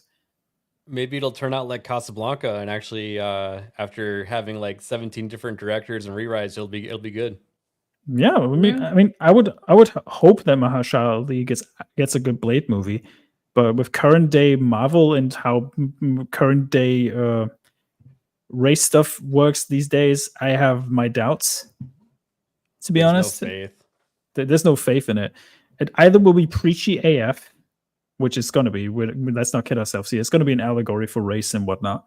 That's Mhm. probably why they're rewriting it, because they're seeing a lot of the things that they've tried fail, and they're like, well, we don't want it to fail in this movie too, so they're like changing it. Yeah. I think Deadpool and Wolverine gave them a wake up call in a sense that they could actually write an entertaining movie even though the script is a bunch of nonsense in certain places. I mean, I like the movie, but I know it's flawed in many ways, and that it plays a lot of nostalgia as well. But it's fun. Yeah. Blade teaming up with Morbius, well, that would be a comics thing. History eraser button. Bring Jared Leto back as Morbius. Yeah. Oh no, have My mercy. favorite part is going to be when Blade morbs everywhere. Yeah, Morb all over the place. I got an idea. Bring Matt Smith's character back from Morbius and have him team up with Blade. Matt Smith was not terrible in that movie. He was actually pretty good. I could see it. Yeah. Well, Matt Smith is a good actor because he's a good actor. Actually worked for it, but it's just he had a bad deal. But he still made Morbius work. That awkward dancing, but he still did it. It was good. The best thing was when somebody was at a con and was like, "Hey, Matt, it's Morbin time," and he was just looking at the guy like, "What do you mean?" So just the sheer look of confusion, like, "Huh?" Mm-hmm. And then I kind of want to go on this because since Blade does go into the Disney category, and I know that this article that the Hollywood Reporter came out with, and then Gary kind of saying yes. Is Disney just bad at Star Wars analysis? Yes. They're just bad at both Everything. Star Wars and Marvel. So mind you, Marvel is trying to turn this ship around. Disney, the Disney Star Wars, however, is beyond saving, in my opinion. Mm-hmm. Yeah. Isn't there like a rule that when the media asks a question in their article, it's like 99.9% the answer is yes? Yes, probably. Yeah. Like they make you question. read through a bunch of crap all the way just to answer the question all the way at the bottom. Kind of like when you're looking for an apple pie recipe. It's like the answer's right. Just gotta get through all the stuff. Mm-hmm. Yeah. Instead of the most important ingredient, apples. Yeah. Right. No way. They just forgot to put the jump to the recipe. They just like give you this whole spiel. Like, I don't need this. I don't need this. Yeah. Yes. Like, okay, maybe there's like a little tip that says like, if you live in an elevated area, it's not going to come out great. Use it at this temperature. Maybe like a little nugget of wisdom, maybe, but not the whole meat and bones of what you are trying to envision it for yourself. Articles should seriously have jump to the end or jump to the answer. For sure. Jump to the conclusion. I mean, everybody treats it that way with headlines now, though. Mm-hmm. Yes. Yeah, which is sneaky because like a lot of times people will solely base their opinions off of the headlines, and then they fail to read through, and sometimes they kind of throw you off, and then you look like a weirdo. But or even crazier, you share the article with your friend and they stealth edit the headline to be something completely different later. Well, here, Risky for a Biscuit makes a good point. Like, you have to understand the history of how Apple Ball came about before being able to create one yourself. That's so true. Yes. I don't understand. Risk its truth. So such a tangent here, but like people who write these vlogs for recipes, we don't care how you stumbled upon it. We don't care that you were in the Goodwill on a Friday in the year 2024 or 2023, and then you're like, I just thought to myself, apples would be cool, and then I started searching through my grandmother's. Nobody cares. I just want to know how many apples are in my apple pie. Always remember, a lot of the things we love and do were created on accident. Like Velcro and donuts. I've made apple pie cookies by accident once. I yield managed what I had, and guess what? They came out amazing. Yeah. They came out of the oven. I took a bite. I was like, you know what sounds great with these cookies? Vanilla ice cream. Oh, okay. Yes. And my friend, like I said, total mistake when I made those cookies, but they came out amazing. I didn't tell the world. I still use that recipe to this day. Right. And if you share the recipe, you're just going to share the ingredients. You're not going to tell everybody that it was an accident. Yeah. Now, when you figured that out, was it a hot summer day or was it like raining out? We need to know. Yes. Good question. Yes. Well, here's the scoop, guys. I was with my college gal pals. We were in the kitchen. We were in the apartment of Melissa's, and then we're like, let's make cookies. Or let's make pie. And I accidentally did this mistake that I combined all the ingredients. So we don't need to know all of that. You didn't even need to know that I was at Melissa's apartment. You guys Who's don't know Melissa? Yeah, exactly. Did she go to Who's college? Is she married? Yeah. Okay. Yes. All right. Yeah. So exactly. Like, I'll tell you if you guys want the recipe, I'll tell you. But I'm not going to tell you that I was at Melissa's house that when I made it. Because you guys don't need to know who Melissa is. So yes, just keep it short and simple, guys. Short and simple. But I know like this other movie that's coming out pretty soon, and I know the last one that came out didn't do so hot, which would be Scream 7. I've never seen any of the Screams. So I think the last one I saw was free. Yeah, I stopped after 2, I think. 2 or 3. I think I stopped watching. It was like, it has overstayed its welcome. And especially after the recent statement that I read from Robert Englund that he's overplaying Freddy, essentially, because he has no idea what to do with Freddy Krueger anymore, because you can't really do anything with him anymore. Like, Scream 7 just screams like a cash grab to me. I'm confused. Wait, I thought, isn't Freddy from Nightmare on Elm Street? Yeah, but it plays on to the horror characters, because the Ghostface Killer, which is the antagonist of the Scream movies, has been in so much stuff in like recent memory. I feel like you can't really do much about him anymore. I mean, the fact that the Scary Movie nailed the Ghostface Killer better than some of these recent Scream movies is still funny to me till this day. And the last Scary Movie film that I remember was probably the third one. You know, and it is still funny to me because that Scream movie has been going through a lot of reshoots as well, and has a lot of actresses and actors dropping out of it. I think even Rachel Zegler was attached to it at some point as well. I was like, wow, Rachel Zegler, huh? Well, go ahead, ABF. I was going to say Scream 1 was basically like almost like a parody movie, but it took itself seriously. Yes. And it was fun at the time because of that. So that is true. That is true. But how you just said, Smu, that Rachel Zegler might have like had some sort of attachment to it. Well, that's why Jenna Ortega was in the last one. So yeah, and then so she was in the last one. They just swap out. Like, is that the thing now? Like, because Jenna Ortega is popular and Rachel Zegler is popular for the wrong reasons. So when Rachel doesn't work out, they just put Jenna in. Well, the official reasoning was, and it's even written in the article for Ortega, there was scheduling conflicts. I'm assuming it was because of Beetlejuice.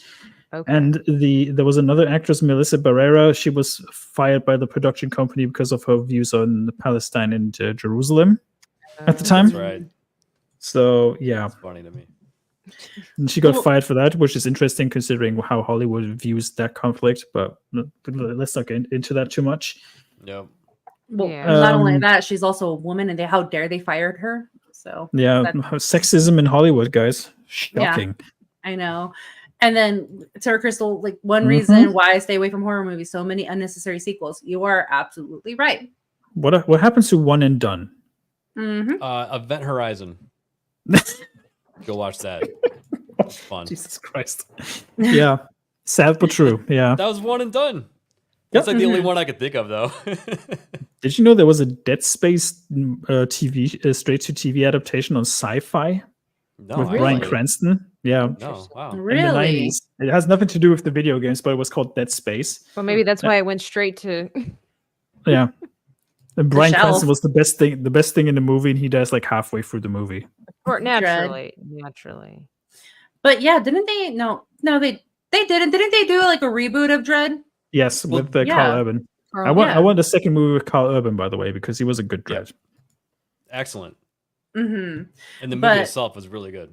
I haven't gotten myself to watch it yet, but I feel that one's funny because it was at the time right after Avatar came out, so it was one of those made for 3D experiences, and it actually works not 3D with the slow-mo. Yep, and it's pretty cool. I bring this show up every single time we talk about canceled TV shows and wasted potential. If you haven't watched it, check out Almost Human. It's a show with Carl Urban, who plays a cop who teams up with a synthetic. I remember that synthetic, and Gina has a cameo in one episode as well. That was really good. That was a while ago, really good, wasn't it? and that was like 2000. an 8 or 9, I would say, or Yeah. even 10. It It was a while before back. Dread for sure. Yeah. I And think it was that's canceled when, after one season because it was too expensive, and Fox constantly screwed with the schedule of the show. What is too expensive anymore when you have $1 billion budget? Like, what is Yeah, too Firefly would like to have a word with you too. Yeah, exactly. Yeah. bring it back, guys. Bring it back. But yeah, now that it's Fox is under the umbrella of Disney, possibilities are endless, guys. You guys have an opportunity to Yeah, make now it things could- right. That would be even worse. Yeah. I agree with this sentiment, by the way. I agree with this one. Mhm. Yeah. Yeah. No, we didn't. Same need with Hostel. Saw. Same with I was Saw. going to bring that one up too. Like the one thing I kind of do like is the Terrifier movies. The third one's Oh, coming out Jesus pretty Christ. soon, Oh. but they're doing it right. So I've heard a lot of good things about the Terrifier movies. I've never seen them. I don't watch. I this. don't have a crippling fear of clowns, but I'm good. Tabitha, it's okay. It's a one to skip for you. 'Cause- Oh, they're all for me. I don't watch the scary. Was Almost Human made by Jar Jar Abrams? Okay, I don't remember that. well, because see, that's what I was going to bring up too, because I think they started Almost Human right after the first Star Trek, the modern one with Chris Yeah. Pine, Zachary Quinto, and all. Mm. So Bad Robot used to make good stuff. They used to. Yep. They used to. Bad I mean, Fringe. Robot. Remember Fringe? oh, Fringe, Fringe. is so good. I thought Lost was a lot of fun too. Up until the end. Mhm. Yeah, When the until the writer's end. strike happened. It was still fun though. Did Bad Robot make Heroes too? Yep. Yep. I think so. Yeah. No. I Yeah. think so, yeah. Save the cheerleader. Save. the Yeah. girl. This was Safe before haven. all the fame and the notoriety went to J.J. Abrams. And then he's like, I'm going to start doing this now. Like, please don't. And isn't it rumored for him to do a Star Wars movie? He did Star Wars. Well, he did. Yeah, because okay. he, He had to actually did take too. over, right? Didn't he have to take over for somebody, or somebody had to take over for him? Because Well, he did episode 7 and 9. Then Ryan Yeah. Johnson came in and made The Last Jedi. That's It So- right. was like kind of a group effort though. Like they didn't solely make those episodes, right? Mm-mm. No. I don't Yeah. believe so. Remember when Ryan Johnson directed Breaking Bad? Mm. One episode? Oh, you're right. You're right. He did. I do think it was the that. party. It was I think either the party episode or the one with the fly. I'm not too sure anymore. I think it was the house party with Jesse Pinkman in season 4 or Okay. 3. I'm not very sure anymore. Yeah. When What he a bought great his show. aunt's house and he kicked out his parents, like, yeah, this is my house Yeah. now, guys. We're gonna throw a party. Yeah. Yeah. I have never watched. With I think it was with the one dubstep song that got quite famous because of the show Bonfire or whatever it was called by Knife Party. I think that was the episode that he directed. But yeah, Ryan Johnson also partially responsible for Jumper? Oh, interesting. Hmm. I think he was, but I could be wrong on that one. Let me see. Well, Tabitha, if you've Yeah. never seen Breaking Bad, that was like peak television. Yes. It was. I mean, I Yes. know everybody was talking about it. It's Even a good one to if go you- back to. He If did you were to Moonfall. watch it right now, it's actually really good. Mhm. But good production, good writing. Bryan Cranston and Aaron Paul have a great dynamic working together. My only downfall is Walter White's wife. Oh, Skylar is a God, pain to get I through. was like, please write her that she just gets, the They- cartel I- gets her. My I cousin They want you to remember- hate her, though. Yeah, that's the thing. They wanted to hate. They made her for you to hate her. They did a good job. And she apparently did a great job. It's kind of like the lady. Oh shoot, what's her name? The lady who plays as. Oh crap, I'm forgetting all my Harry Potter lore. But the Pink Witch, all the way. at Professor the end. Umbridge. Thank you, Professor Umbridge. Umbridge. That woman apparently, I can't remember her name, but the actress who plays her is actually a very delightful woman. Like everybody loves her. She's so friendly and so cute and so sweet. But she did a bang up job making you just so with her turn. Imelda Staunton. Thank Imelda you. Staunton. Thank you. Mhm. Yeah. But yeah, Yeah. no, Tabitha, I highly recommend Breaking Bad. Like, if you I want good remember- content, yeah. I ahead, remember Sam. recommending Breaking Bad to my parents, and they were like, "How did you get through season 1?" I was like, "I have no idea," because the first, I think it was 6 episodes. They're quite short to get through, but That's after true, that, they the show were. is really good. Well, because like towards the ending of the series, that's when I've already developed I love Jesse. I want the best for Jesse. He really wants to get out of it. Why are they like making his life actual hell? And I cried when he had that one serious relationship and let's not talk too much in case Tabitha wants to watch the show. I I strongly recommend Better Call Saul as well. I've heard a lot of people talk about that as well. Better Call Saul is really good. You know, I mean, for a lot of people who know, I'm particular in what I watch, depending on its rating and why it's rated for that. So that was one reason why I never watched it. I was like, oh, it's MA. I wonder what kind of crap is in there that I don't prefer to watch. So that's why I never watched it. But it seems really intriguing. I know my brother watched it and he's like, oh, it's so good. So yeah, Sons of Anarchy, man, that was a great one. Well, the mighty have fallen. Man, that was back in the day when entertainment television shows were good. Peak and television. now everything's just like, well, that's not PC, bro. That's you know, we gotta represent the colors, we gotta have DEIs, we have to make sure like we have therapy puppies to make sure like this wasn't too much of a traumatic scene. Yeah. Here's some silly buddy. Yeah, right. Here's like a physical manipulative. Work with that. But just today's generation and acting, everyone's so soft nowadays. Yeah. So gone are the days. So value everything that was then. Count your blessings, folks. Well, that's why we go back and rewatch it. You know? Yeah. I heard that Disney is trying to bring back Scrubs as well, and I'm terrified of that thought. No, it's not even that old of a show. It's like not. why? They didn't learn the lesson from the last season they made. And I think they're going to repeat that same mistake. Season 8 was the worst season they have ever had. Towards the end of season 7, you can tell like, oh, this is going down. It's not good anymore. And it was so good, so witty. Very funny. Was it demure? It was demure for sure. Okay. And they also like, because I'm a Christian, they had a lot of biblical Christian like principles in it. Being a nurse, being a doctor. And that's what I liked about it, is like, okay, they had like, even though it's like an atheist that's making it, but they still apply to that, and it's still good for the general audience to like, you know, that's a good perspective to see. Yeah. And towards the season 8, that's when it became like super trash, and it's focusing on the relationship between Elliot and JD. It's like, oh, this is not good anymore. But that's just me. I can talk about that another time. But one thing we can talk about is Joker 2 not doing good. Ugh. And ABF, talk I know about you unnecessary sequels. Yes. Yeah, exactly. ABF, I know you said you got a few things to say, so I wanted you to have the floor. So I think it was 3-4 months ago. I just on Twitter, I just made a post, you know, just for my own, you know, affirmation, I guess. I just said nobody was asking for Joker 2, and especially not in a musical. And I think I put like hashtag Joker fully ado or whatever, it's a terrible name, by the way. Yeah. And I had like 100 people just attack me. Oh my. And they were like, wow, what, you're not a Lady Gaga fan? Every single person I click on, they're just like Lady Gaga, like Giga fans. What is this and I was like, man, I kicked the hornet's nest on this one. Yeah, it's like me talking about Concord. Jesus Christ. But no one asked for this movie. No one asked for Joker 1, but it turned out to be a pretty good movie. I liked it a lot. But no one asked for this movie, especially. Yeah, why would you switch genres as well? Like, why not stick with the Taxi Driver, the ripoff that you did with the first movie? Well, it was controversial to like Joker 1 when it came out because it appealed to a certain, type of person that they didn't want to.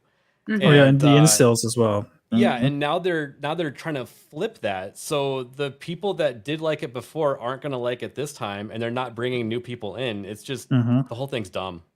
Yeah, it's stupid. I mean, granted, I've watched A Star Is Born. Lady Gaga is not terrible in it, but her as Harley Quinn was like such a weird casting. It was like, why would you do that? I mean, I've seen her in American Horror Story. She's passable at best in that. But I actually stopped watching after like last season where she appeared in. So that says everything you need to know. Well, that season that she was in was a little raunchy for me, but she she does have a good range. She's a good musician. I think she's a good actress too. But I think the reason why they got Lady Gaga to do Joker too is because she can do both acting and singing.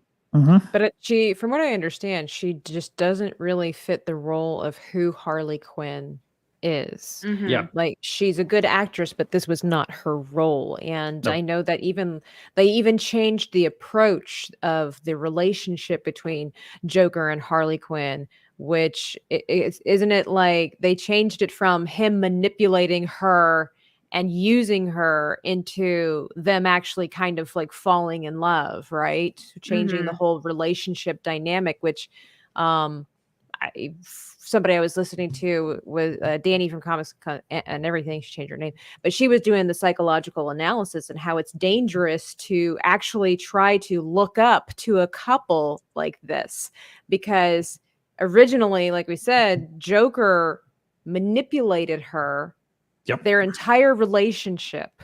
He did not love her. He just used her for his benefit. She was his pet. And so for them to switch it up to make it that Joker and Harley Quinn are in love, and this is a ride or die kind of relationship, is not necessarily a healthy outlook for a couple like this. You're making it seem like it's okay if you're manipulated to do stuff as long as you're in love, you know. And that's the thing. They're trying to normalize, like, hey, if you got a mental illness, that's totally okay. Let's go ahead and give you praise for that. No, like, she had Stockholm syndrome. Yep. Like, she was under his thumb the whole time. So they're trying to glorify this in a way that shouldn't be glorified. Well, to be fair, it's a reflection on society, isn't it? Because we're glorifying mental illness to a point, especially with TikTok. Yeah, for sure. Which did a number on mental health in a lot of countries, especially during the last 3 to 4 years. And this is just it's not healthy. It's not healthy, and it's also just I would see this movie as a commentary of how the world has changed in the last couple of years. Yeah. And, remember, Joker 1 came out right before the pandemic as well. That was the last movie I saw in theaters before everything was shut down back in the day. And I remember just the uproar that the movie caused. Like, we had to put metal detectors in the movie theaters because of threats of like violence and stuff. I was like, that's so bizarre to me. Like, I couldn't remember the last time a movie did that. Well, they were being so controversial. They did, yeah. They did. In the movie, they had they made references to big cities having giant rats running around. They also talked about how insane asylums and mental institutions were being shut down and stuff like that. And a particular person, which no one in Hollywood likes, was pushing against that. And that's why they were trying to make it seem like this movie was like inciting violence. That's why you weren't allowed to like it too. It also goes with that dynamic of feel bad for the bad people, feel sorry for the bad people. Like, I know what Amazon's doing with the orcs and the bad people. Right. Relate to the bad guys. Don't even get me started on that one. Guys, like, I have these intrusive thoughts and I think I want to let them win. No. I even heard that they're going to do a Reacher spin-off now on Amazon because of one side character that's supposed to be getting a spin-off show. And I'm like, why does everything have to get a spin-off now? Because they're fresh out of ideas. It's like doing Miami Vice and then just do like one character, I don't know. What was that Ben Stiller remake where Snoop Dogg played Huggy Bear again? Christ almighty, blanking on the name of the show.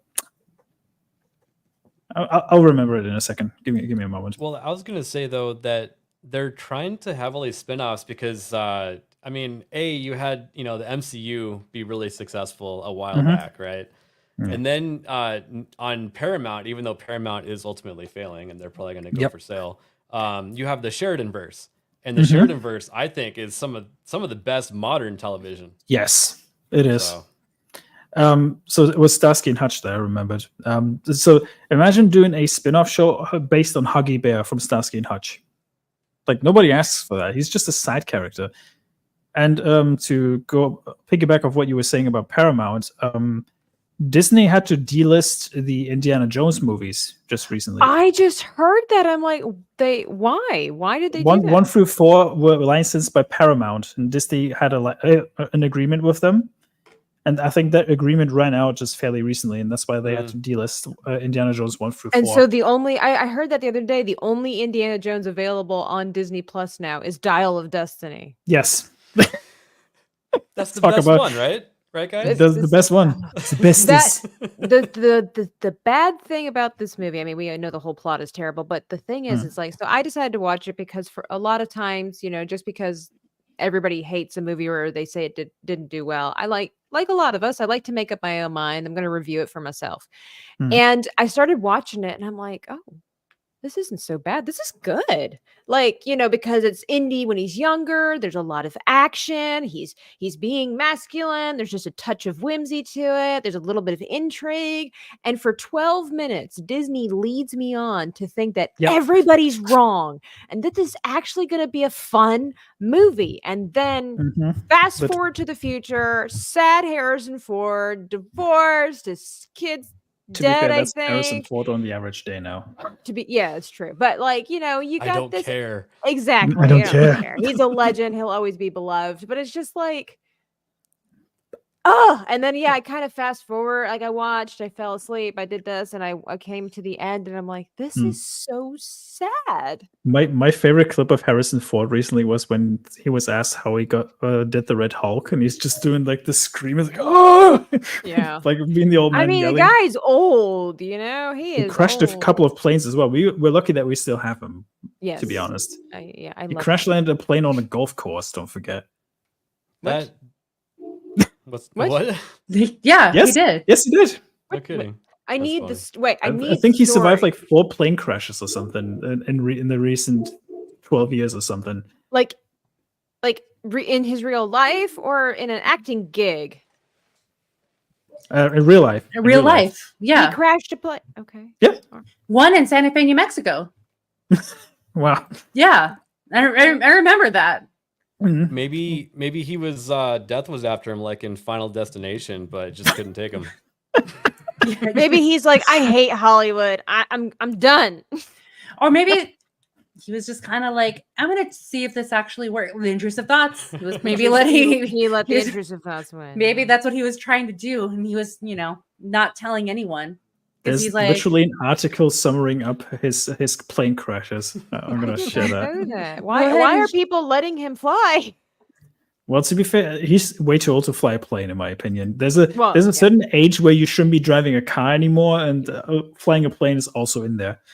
Yeah. Or you should at Well- least make a mental test to see if you actually still fit I was to going to drive. say I don't want to be the whole ageist thing, but I think that I don't think it would be a bad idea to Oh, dang. institute a That's test. that's the one on the golf course. I think the pic. That's How did he badass. survive? The dude's That's like old. a badass old plane.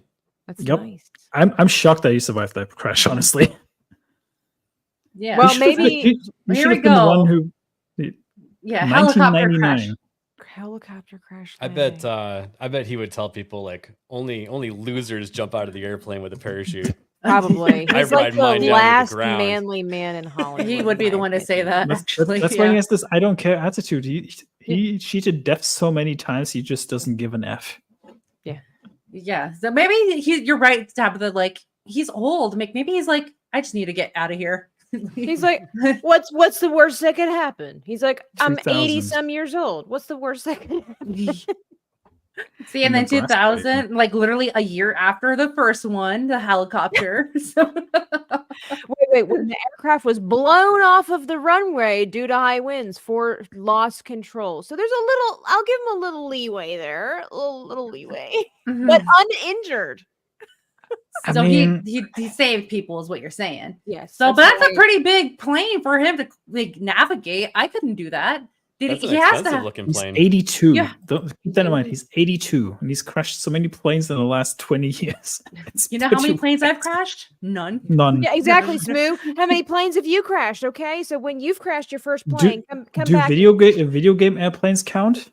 No. I'm just It- saying, Harrison Harrison Ford Ford is sounds fine. cooler in this scenario. I know. I don't know why Yeah. this makes him sound really awesome instead of old man incapable. Like, Imagine like the cop, like, you know, writing down the notes, and he's just like, I don't care. So how did you crash the plane? I don't I care. don't care. Well, sir, you're gonna have to tell us, give us more description because Do technically, you know who I we am, can son? charge I you. am Harrison effing Ford. Well, I you don't know, Does and a care. lot anybody of have a his Snickers? in a lot of his interviews these days, they'll ask him a question, and it's almost like he really doesn't care because he doesn't have an answer. He'll just go and shrug, and everybody laughs, and then the host just fills in the blank. So I wonder if that's how it was with the cops. He was just like, I just love that one bit interview that reported it with him, and George Lucas was standing next to him. So who shot first? Was it Lando or the alien? And he was like, I don't I care. don't care. And George, you could just see George in the background just smirking. He's like, Well, here's the one that he, crashed in a golf course in 2015, and then another one, 2017. a taxiway landing. Oh, see, look, Yeah. all of this paints him as the hero. Wrongful runway crossing. Obviously, And somebody he owns else's 6 fault. aircrafts as well. If you look at the related article, Oh, well, you His, know, his maybe he's a PR company daredevil. wrote this. yeah, that probably. seems that way, but it's still fascinating to me because I kept hearing like him crashing airplanes and like just being confused. I was like, huh? Okay, so 2020, when he should be in lockdown, why is he flying a plane? Because Hollywood it's his baby. private airplane. Nobody else is in there. It's just him. And he's Harrison effing Ford too. Yeah. Mhm. So, but I know he crashed one in Santa Fe, New Mexico. So maybe there's more, more. Okay, we flight don't talk crash- about that one. Whatever happens in New Mexico stays in New Mexico. That airplane got Bruno'd, like the character from Encanto. We don't talk Yeah. about that We don't crash. talk about it. Okay. Or It the was a Mandela U- effect is real. That's it. Yes. Before we take off for the evening, ABF, I know you've been around the fellowship. That's how I got to know who you are. I met you earlier this year in Vegas, and it was a blast. Like I've had a rip snorting good time hanging out with you. I don't think people know who you are, but can you share what you A really little about do? And I know yourself. you have a show and stuff like that, but tell the people who is ABF. I am a network administrator on the side, but in my free time, I like to play with machine guns a lot. I own several NFA items. For people that don't know what that is, those are machine guns that are legal still because they were manufactured before 1986. Oh, nice. Dang. So a lot of people are like, "Oh, well, those are old guns." Well, they actually, all you do is you plug the bottom into a modern upper, and you got a badass brand new gun. So America. America. and If- I like to go to the range and train and do drills and stuff like that. So Mhm. Yeah. Mhm. So, like, Yeah, I what got a started your pretty good passion range. for guns? Can I Uh, say that on YouTube? What started I your think so. passion? Blasters. Yeah. Blasters. Blasters. There we go. No, you can say guns. Okay. Water pistols. On live streams, you just can't handle guns. Yep. Don't That's ask true. how we know that. But basically, I've just always been into firearms. I guess I'm like a pyro. But Nice. I think it was 2018. My neighbor and best friend, he's like, dude, I just bought a Mac 10. And I'm like, no way. We Ooh. went to the range with it, and I Dang. just got bit by the bug. And I'm like, all right, Let's I'm go. gonna go into crippling debt to buy a Mac 11 now. So, yep, and it was the best decision ever. Yeah. No, I mean, Sounds like it. I wouldn't say I'm an enthusiast, but I appreciate them because with Big fan. Yeah, big fan. And then I know when I met you, I got to shoot the 50 cal that you brought out there, which is the one that's right behind you, right? Yep, this one right here. Yep, I remember that one. That was The that gun was that's a lot taller of than fun. Gal. The gun that's taller than Gal. Yeah, There's actually pictures too. Mhm. I was like, can you actually shoot this? Oh my word. Every time I see someone handling a 50 cal and the weapon's taller than that person, I always think of that midget that shot a 50 cal and just got like pushed back Oh, by the recoil. no, It that is- was actually this gun he was shooting. There was someone being funny. They pulled his legs off camera. This thing But to actually be- doesn't kick as much as you would think. To be fair, I did fire a 50 cal when I was 12 on a British military grounds one time, Nice. and I almost dislocated my shoulder. It'll do that. Yeah. The recoil is pretty real on that one. If you don't know what you're doing. Well, I don't know if like our lovely friend Gal, green hair anti-liberal. I don't know if she talked to you about this ABF, but her and I shared a room in Vegas, and after we went shooting, she's like, "Did you get a bruise after shooting the 50 cal?" I was like, "No, like I'm actually pretty okay. Like I thought I would dislocate my shoulder. Nothing. I feel good." She's like, "Look at this," and she brings her shirt, and she had this massive green bruise all over on her chest. I was like, "Oh." Good to see you guys No. So yeah, the poor thing. So yeah, that 50 cal can pack a punch depending what your body type is. Well, no, I think that she was saying that she just bruises when someone just like pokes her.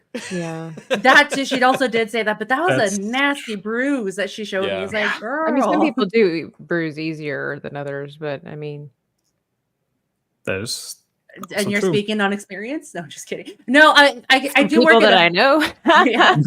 Well, I do work at a bar, so I don't pay attention to like what I run into. So when I get home, I was like, where did I get this? Okay, but that is just a female thing. If guys don't know this, you can literally look it up on the internet where women are constantly asking themselves and other people, where do these bruises come from? Because women are notorious for finding random bruises on their hips and their thighs. They have no idea where they came from. They don't remember bumping into anything. They're just there.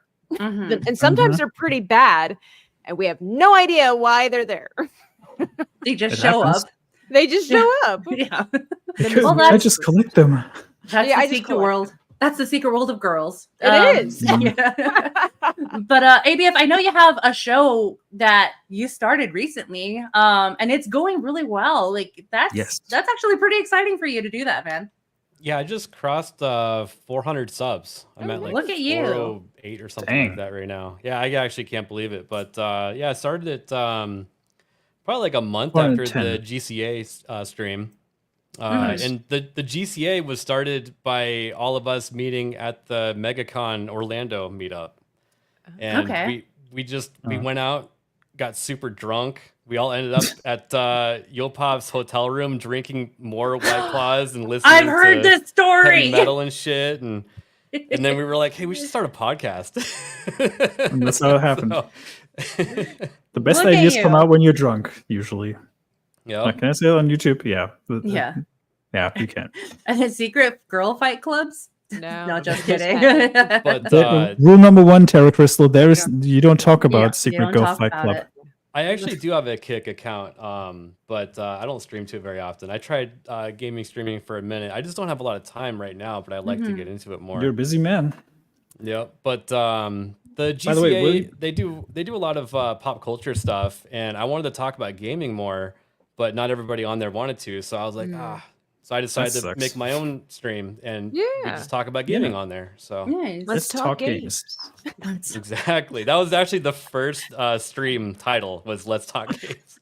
There you go. Love it. Nice. And then if is that Dustborn? Is that Concord on your wall that I see back there? That is Dustborn, but this is a Concord controller. The controller is going to be worth a lot of money soon. I started making a wall of L's. I like that. Yeah. Wall of shame. I got a virtual boy right here too. Oh man, a virtual boy. Oh. Can I ask how much you paid for that?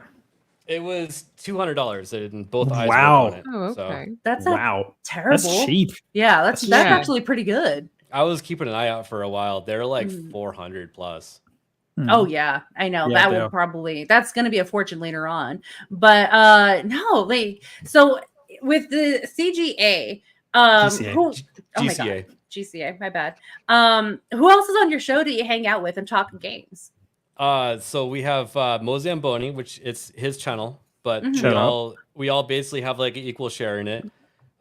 We have Jessica Lindstrom, who writes for G&G now. We have Yopops. He's our favorite rooftop Koreans, we call him.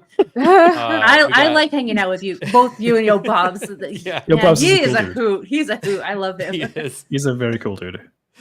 And we have Hoodie D. He lives in Michigan. He's super into movies. He does a lot of the movie Hoodie D. reviews.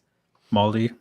Yep, we have Maldi, who is probably the person that cranks out the most amount of videos. He just like uses it to vent, and it's really working out quite well. In fact, we keep joking that almost all of his videos have quite a few downvotes on them, and we're like, well, I guess we're getting a lot of attention. We're getting those watch There you hours. go. So You guys are killing it, though. You guys are killing it. and Magda also is with us. She does a lot of the administration in the background, and also does the movie reviews with Hoodie. Nice. Yep. Yeah, you Cool. guys got like a whole bandit of like mischievous people on that show. Yeah, pretty much. Yeah. No, I watched a couple of episodes. I kind of lurk a little bit. I was like, you guys I are lurk a lot most of of the fun. time. Oh, who Sick. doesn't lurk? Yeah. Yeah, I lurk most of the time. But yeah, no, you guys are like a lot of fun. And I'm like, I want either one of you guys. I'm like, I know Alec Baldwin. He's super cool. So like, I'm so happy that you Well, came out here and hung out his with us. finger is Nomi. His finger is. Right. Yeah. Oh, Well, we'll Wow, have to way get to you put on there way one to of put a these There's man difference. down, Smu. What? Just Yeah, his and- finger. We like all of him. Yeah, Well, this I Alec Baldwin, yes, but not the actual Alec Baldwin. Oh, Come on. yeah. I like Well, he's- ABF's brain. I like his Yeah. humor. I like Yeah. his Great style. beard. ABF yeah. is a cool dude. Of course. Yeah. No, but like I said, thank you so much again for hanging out with us today. I'm a little sad that we didn't have the full show today, but we still love that you're here and like you're always welcome to hang out with us again. Before we end the show, is there anything coming up on your end or anything that we should be expecting? I have a show Monday evening on my channel, and tune in on Wednesday evenings for the GCA Leighton Gay stream. Okay, nice. Could you Dang. say that name one more time? Late and Gay with the GCA. Okay, I thought I misunderstood, but I was like, before I gotta know. You didn't. Okay, all right, okay. It always starts a few minutes late for some reason. I wonder why. It's the running joke that doesn't die, but I like it though. It makes sense. I was like, that actually is smart. That's a good way to market it. Mhm. Alec Baldwin made some good movies. He did. Beetlejuice. He's a good Yeah. actor. He's Mhm. just He's you not a know, terrible actor, but he's another a terrible person human who being. let his politics take over his career. So. Yep. Big time. Yes. And Sadly. okay, I will admit it, but when he was younger, he was such a good-looking guy. See, I think he looks better. Well, not necessarily now because now he's a miserable person, but like 10, 15 years ago, I thought he was more handsome older than he was younger. Mm-hmm. When he was in Because- when one of the Mission Impossible movies, I was like, he's still a good-looking guy. I'm a fan. So yeah, but I just want the best for him, and Yeah. hopefully he'll just turn his ways and not be a miserable person. But the meme still lives on through ABF here. That's But like I said, ABF, thank you so much for hanging out with us tonight. Like it was a blast. You're welcome again to come hang out with us over here at the Dames and Dorks. Yeah, thanks for having me on. Dude, for sure. DreamingTabitha, what do we have coming up from you? What should we expect? The unexpected. No, I am working on an Inktober series. I just got done with a Summer of Arts challenge series that was super fun, having lots of different YouTubers basically come on the channel and tell me what to do and in the time frame. And now I'm going to do some Inktober art challenges. Going to try to have some people help me out with that as well. I have a wonderful community on Twitter and on my YouTube channel where you guys have given me the ideas. So it's not going to be YouTubers giving me the ideas. It's going to be my community that my subscribers that are giving me ideas for new art challenges. And then of course I do some gaming. If you want a rip snorting good time like Nomi was talking about, then follow on the Kick channel, and you too could have good looking abs from laughing too hard one day. And then I'm an artist pretty much on YouTube making stuff at the moment. I'll let you guys in on a sneak peek of some fan art that I'm doing of Nomi and myself. Ooh. It kind of happened almost last night. Look at that. That's cool. I like it. So if you guys want to know about all the laughing and the ab building, just take it from that photo that she just showed us, guys. Yep. Oh gosh. It's follow Tabitha if you want good laughs too. Smu the DJ, what's coming up on your end? I'm going to be streaming a little bit of Stellar Blade tomorrow about 8 a.m. Central or Mountain Time. I'm not too sure. I think it was 9 a.m. Central. Other than that, probably not many streams this week because I'm working night shifts at the moment. I'm actually at work right now, but it's pretty calm at the moment, so I managed to stay the whole show. Other than that, yeah, just keep an eye out on my Twitter account. I usually post stuff that I'm going to be up to, or just check the community tab on my main channel, Smu the DJ, or just check out the Gaming with Smu channel. Apart from that, I'm going to be heading to the States again relatively soon to be at SpaceCon. Yeah. So we're going to be meeting a couple of people there, and yeah, just wait and see what happens next. Nice. Good stuff. Well, I'm looking forward to you coming back here to the States and we get to hang out over there. But as for me, you'll probably be seeing more gaming stuff because it is spooky season. So I'll be playing Bendy and the Dark Revival. I might actually be playing a little after Dames and Dorks. So go follow me over there on Kick at Nomiwithoutyou. And also, if you look at my channel at Kick and my YouTube channel for gaming, both Nomiwithoutyou play. I'm sorry. Kick is Nomiwithoutyou, and then my YouTube channel is Nomiwithoutyou play. My awesome artwork comes from DreamingTabitha, so give her a follow too. If you want artwork done, reach out to this girl. But yeah, I'll probably stream a little bit games this evening, so just keep an eye out. And then Monday, I'm on MoonSkull with Call of Cthulhu Gang, and that's where I'll be hanging out on Monday. But as far as us tonight, we want to thank again Alec Baldwin for hanging out, the chat making it awesome and funny, Terra Crystal, Hair Eraser Button, Risky for a Biscuit. Yes, it was a blast, guys. We'll be here again next week for next episode for Dames and Dorks. Until then, guys, we hope that you have a good weekend and y'all take care now. Bye.